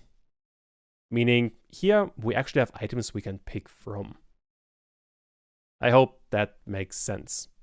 You could make all of this even more complex, because you could place for a sub-menu a menu inside of a menu inside of another menu. For this example, I kept the colors constant. The main menu is the yellow one. Inside of there, we have a red sub-menu, or one item inside of the main menu. Inside of that menu, we have another menu. This would be one of the items in here. Inside of there, we could have other entries, like so. And we could even have other menus in here. This would still work. The system overall can get quite complicated, but well, once you understand the basic logic, this really isn't too difficult, as long as you understand the nesting principle. Let me actually demonstrate what we are going to make. It's going to look like this. We have a menu with a couple of entries, and inside of one, we have a submenu. On top of that, we also have a checkbox in here that we can check and uncheck. Finally, there is a separate menu button. It's basically a button with a menu, although it works like a menu. And that is all we need. Let's have a look at this in code. Once again, I have a few lines of code ready. If I execute all of this, we have a plain Tkinter window. Doesn't do very much. In here, I want to create a menu. This we create with TK and menu. Like any other widget, this is going to need a parent, which in my case is going to be the window. On top of that, this widget I want to store inside of a variable that I'm going to call menu.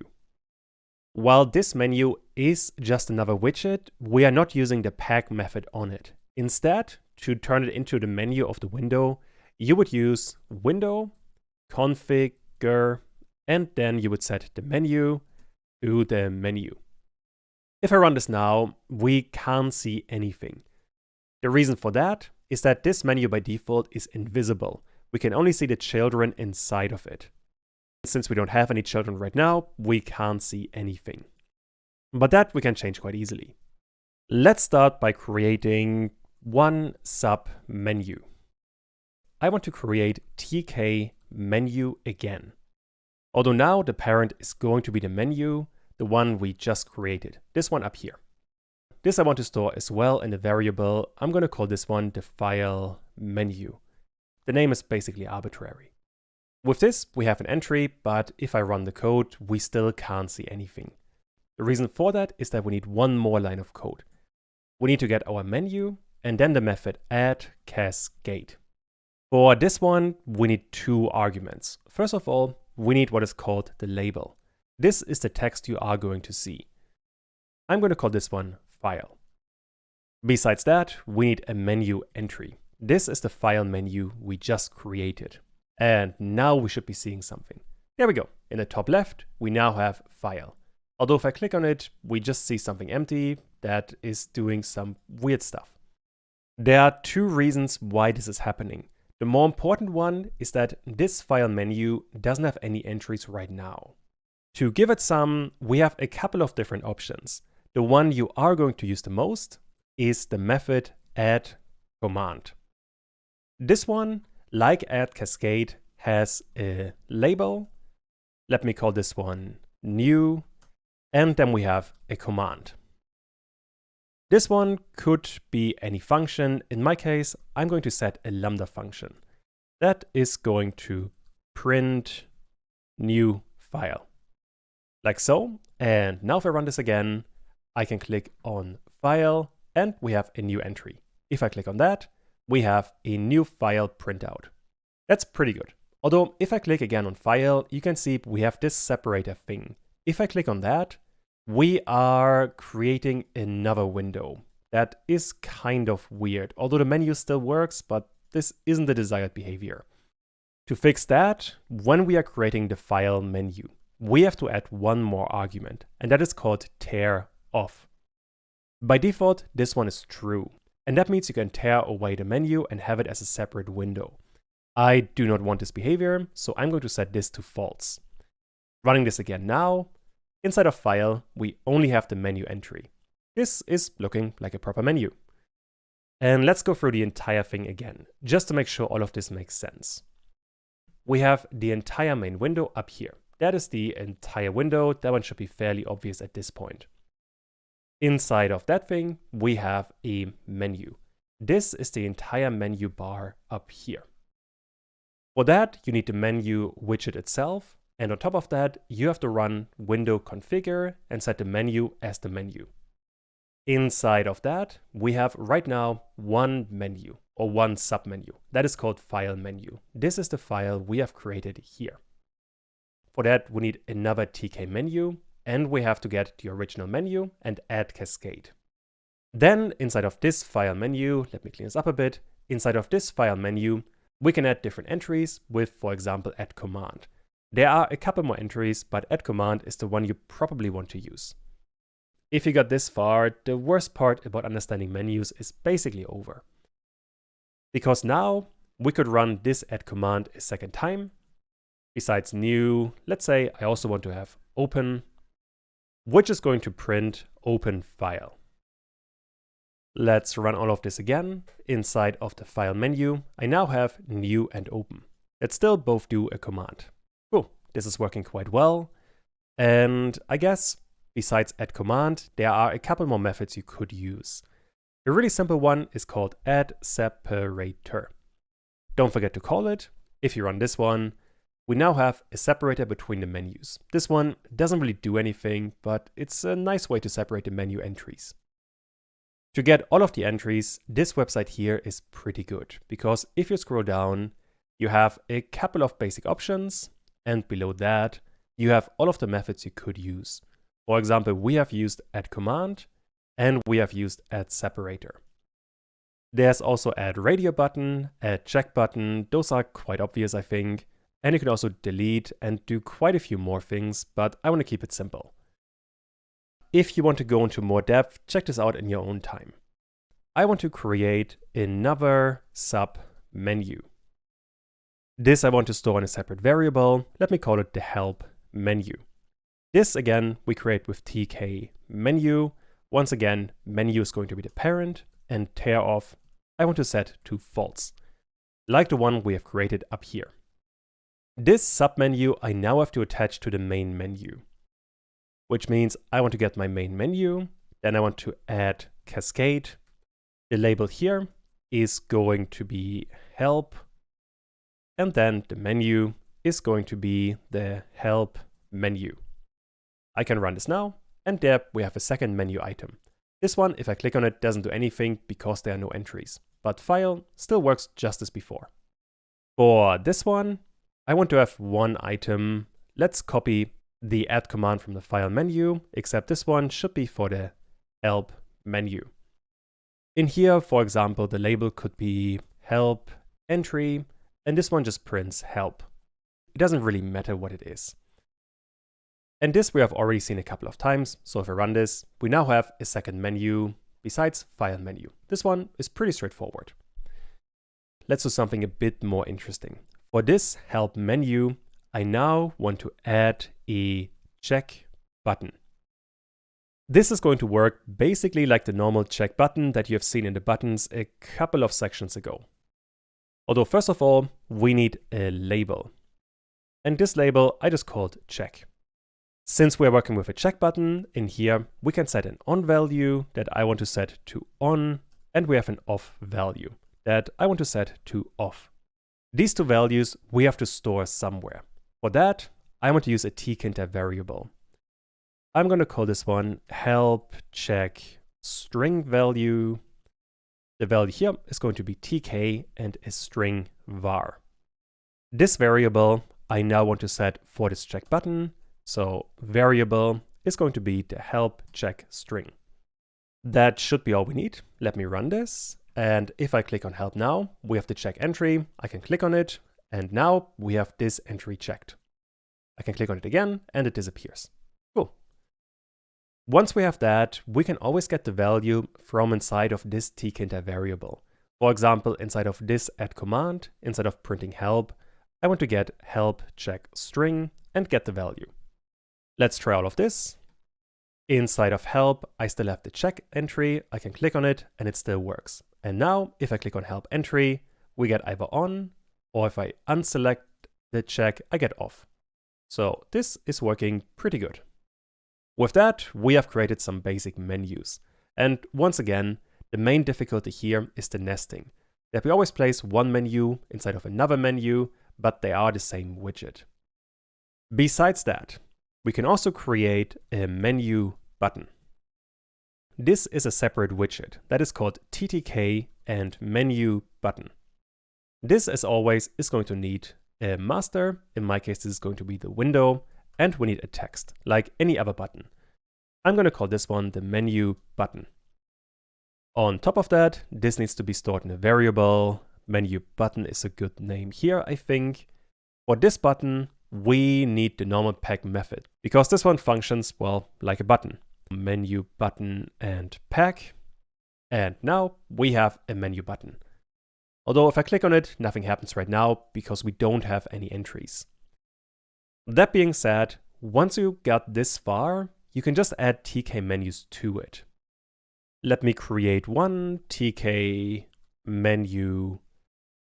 In here, the parent is going to be the menu button, and tear off is also going to be false. This I want to store, let me call it button sub menu. Once we have that, we basically want to do what we have done here. We want to set the sub menu to the parent menu via configure. Which means I want to get my menu button, I want to run configure, And here I want to set the menu to my button sub menu. Let's try this one now.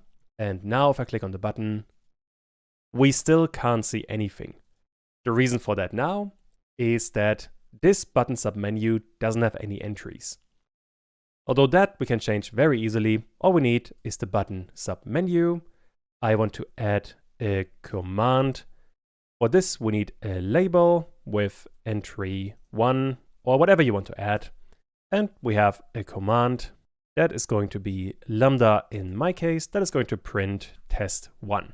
If I now fix the typo and run this, this should be working. Now we have entry 1. I can click on it and we also get entry 1. Besides that, we could also add a check button. For this one, we can just leave it like so. I guess I can call it check 1. I can run this now, and now we have a check button in here that I can click on. Works like any other menu. It's kind of similar compared to the menus you've seen before, but not that much. The main difference is that now you have a menu button, and for this one, you have to configure the menu to be the proper menu. Oh, and what I forgot, this configure, you could simplify a tiny bit. This is what we have seen earlier. Besides this line, you could get the menu button. In here, you could get the menu, and the value of this menu could be this button sub menu. The result would be the same. If I run it, we still have the same outcome. Choose whichever you like more. It's really up to you. Both are equivalent. We are nearly done, although I want to do an exercise. This exercise I want to place before we are setting the menu to the window. I want you guys to add another menu item to the main menu. Like file menu and help menu, you should create another menu. The one difficulty for this one is that this new menu you're going to create should have one sub menu. Meaning a menu inside of the menu you are going to create. For that, you want to read this website, the one I just talked about. I want to start by creating an exercise menu. This is going to be TK and menu. In here, the parent is going to be the main menu, and tear off I want to set to false. Just to make sure that we have one entry in here, I want to get this exercise menu and add a command. For the label, I just want to have exercise test1. This is actually all we need. You don't have to specify a command if you don't want to or don't need to. Finally, to see this menu, we have to get the main menu and we have to add cascade. Like we have done here and here.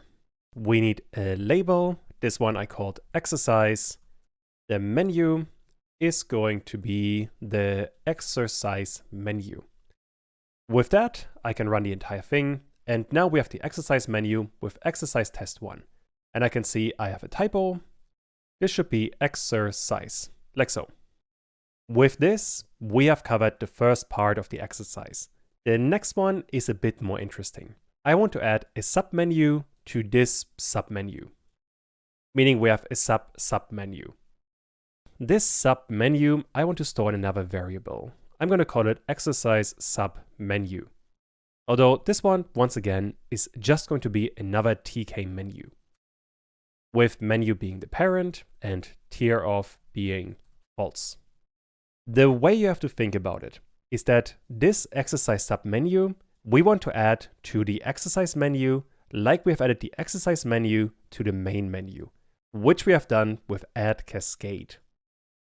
Which means I want to get my exercise menu and add cascade. Once again, we need a label.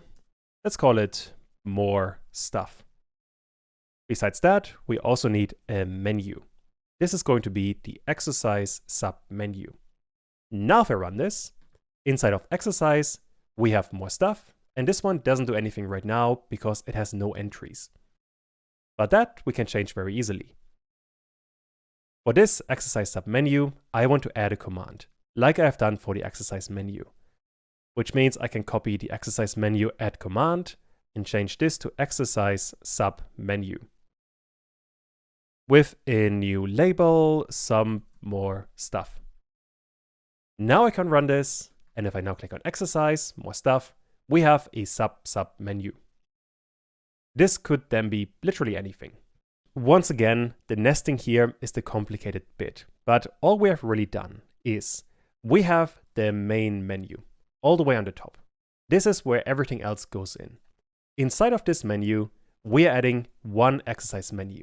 For that, we are creating a TK menu widget, and we are using add cascade on the parent menu to create this menu item. Although this add cascade we can do on any menu item. For example, on this exercise menu, we have added another sub menu. And I'm fully aware that this can be kind of confusing. Definitely go through this slowly and make sure you understand every level of nesting. Although, with that, we have finished the menus. In this part, I'm going to talk more about how to change the window. So far, we only really changed the title and the size of the window, but we can do quite a bit more. We can, for example, change the opacity, the position, the full screen status, and the title bar, and quite a few more things. Although all of this is really simple, so let's jump right in and let's have a look. Once again, I have the basic setup that we have seen multiple times by now. I can execute this, and this is what we get. So far, we always change the window title and the window geometry. For the window geometry, we always specified the width and the height of the window, which right now is 600 by 400. Let me run the window again. 600 by 400 specifies the width and the height of the window. Although you can extend this a tiny bit. Inside of this string, you can also add the position of the window. This you do by adding a plus, then you give the left position of the window, another plus, and then the top position. If you add numbers in here, you are going to place the window, or the top left of the window, and then the rest is going to follow. For example, if I change these numbers to 0 and 0, I now have a window starting in the top left. If I change the left number to 100, we now have a slight gap to the left side. Finally, I can change the top number to 200, and now we have even more space to the top. You're probably not going to use this very much, but in some circumstances it can be really useful. What you do want to use much more often, however, if I run this again, by default we always have this feather here, or the logo of Tkinter. This you can also change. Although for that you need a specific kind of file. It's called an ICO or ICO file. Inside of the file folder, here are all of the Python files I have used so far. Besides that, we also have a file called Python. And this, if I show you the properties, is an ICO file. This is what you need for the title bar. Once you have that, all you have to do is get the window and icon bit map, and now you need the file name. In my case, this is python.ico. Now I can run this again. And now on the top left, we have the Python symbol instead of the Tkinter symbol. If you look online, you can find lots of websites that convert a PNG or a JPEG file to an ICO file. It's completely free and very easy to do.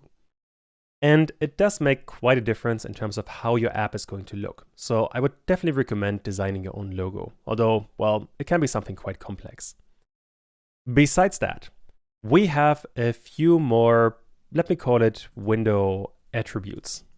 For this one, for example, we could set a window min size. For this, we need a width and a height. Tkinter can never be smaller than these two numbers. For the width, let's say I want to have a minimum number of 200. For the height, I want to have a minimum height of 100.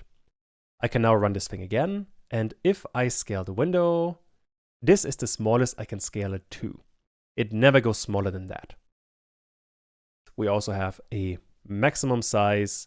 Let's say for this one, I want to have 800 by 700. I can run this again.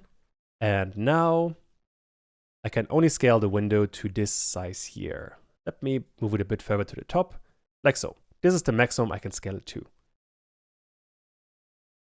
There's one more entry that's useful here, and that is called window and resizable. For this one, you can specify if the app can be resized either in the X dimension or in the Y dimension, or horizontally or vertically. For example, if I set X to true and Y to false, we are only able to scale the app in the horizontal dimension. Let's try this one. And now, if I scale the app left and right, this one works as before. However, I cannot scale it up or down. This one simply doesn't work. It's very hard to see, but well, try it yourself. Most of the time, you are not going to use this or the max size. They are quite rare. However, the minimum size I would always set, because if you don't set it, the user could minimize your app to a size of 0 and 0, which would look very strange. Besides that, you can also get screen attributes, so the screen your app is running on. The two important aspects you want to know here are the width and the height of the screen your app is working in. This you would get with window and winfo underscore screen width. Don't forget to call it. This is a method. This method is going to return the width of your screen, not the app, the actual display. This I want to print, and if I run this, I get 1536. This is the width of my monitor. I can duplicate this. The same thing is going to work with the height. Meaning I can run this now, and the height of my monitor is 864 pixels. This information very often can be surprisingly useful. For example, the exercise we are going to do in a couple of minutes is going to be about starting the window in the center of the screen. And if you know geometry and this information, this is quite easy to do. But let's first do some other things. In here, I want to set some window attributes. And I realized the naming here is not ideal. This is actual window attributes, whereas this one was rather window. Let me rename this to window sizes. That's much more appropriate. The reason for that is that a window has actual attributes. For example, in here, we could set the alpha value. For this one, you can set one additional value. And this value has to be between 0 and 1. With 1 being for transparency and 0 being the app being completely invisible. Let me set this to 0.5, run this again, and now we can see we have a transparent window. Works pretty well. If I set this to a 1, we have the proper window, and if I set this to 0.1, we get a barely visible app. Besides that, we can also set top most. If you set this value to true, you can run the entire thing again. And let me change the transparency back to 1. If I run this again, you can't see any difference. The app still works just as before. However, if I now bring in the folder you have seen a second ago, this folder is always behind the window. Even if I have it selected, it's always behind the window we just created. And this happens because of this topmost being true. It sets the window we currently have on top of any other window. Besides that, there are a few more attributes, but those can cause problems. For that, I want to add a security event. All I really want to do is add window.bind, and I want to check if I am pressing the escape button. If I am doing that, I want to run a lambda function that quits the window, which I can do with window.quit. So if I run this now, I have a window open. If I click on escape, the window disappears. The reason why I want that is because some of the attributes can make it impossible to close the window. One example for that could be window attributes. And in here, one option you can use, and they always start with a dash. I don't exactly know why, but you just have to add it. You could disable the entire window. For this, you have a Boolean value that is either true or false.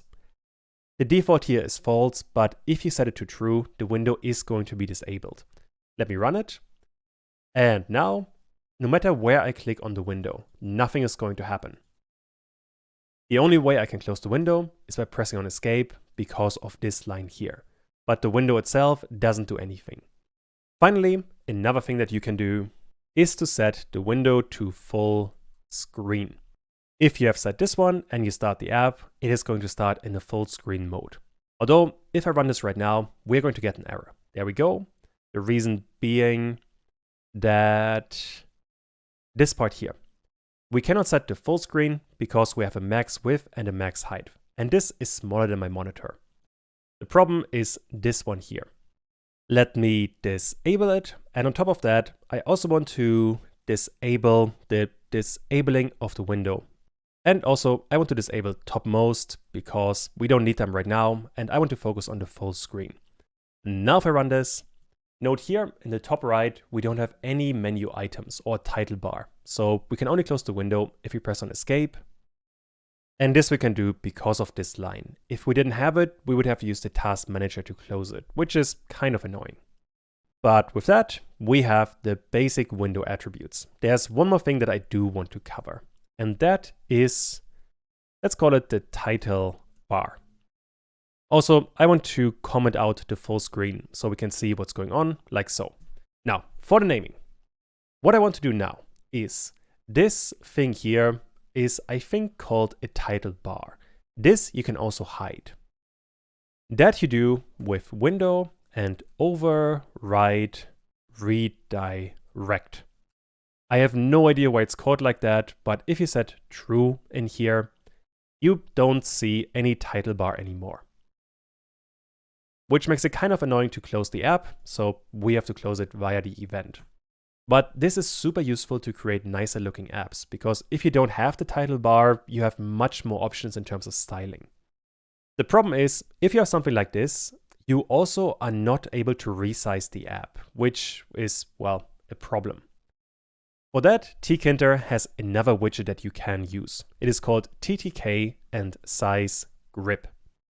For this one, I want to set the master to the window, and I want to store it inside of a variable that I call grip.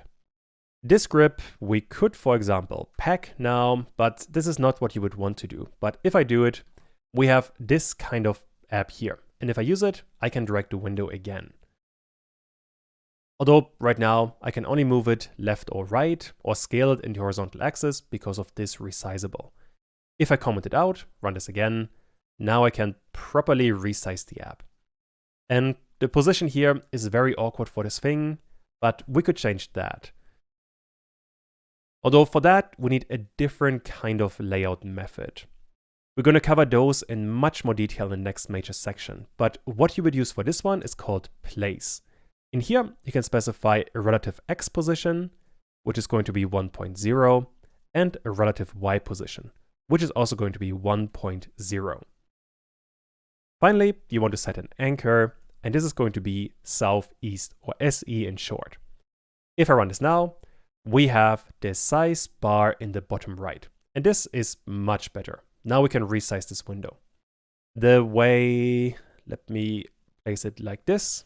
The way place is going to work is we have the entire window, and we start at position 0.0, and all the way on the right, we have 1.0. And any point in the middle here, we can choose from. This works either on the horizontal axis or on the vertical axis. And those you get with relative x or relative y. If we get 1.0 for both, we end up in the point in the bottom right. And this is where we are placing this size grip. The anchor is going to set which point you are placing. The way you want to think about it is that there's a rectangle around this widget. And by default, we are placing the top left or the northwest point. We, however, want to set the southeast point. So the bottom right point should be in the bottom right corner. I'm not going to go into too much detail. We're going to cover all of this in much more detail in just a bit.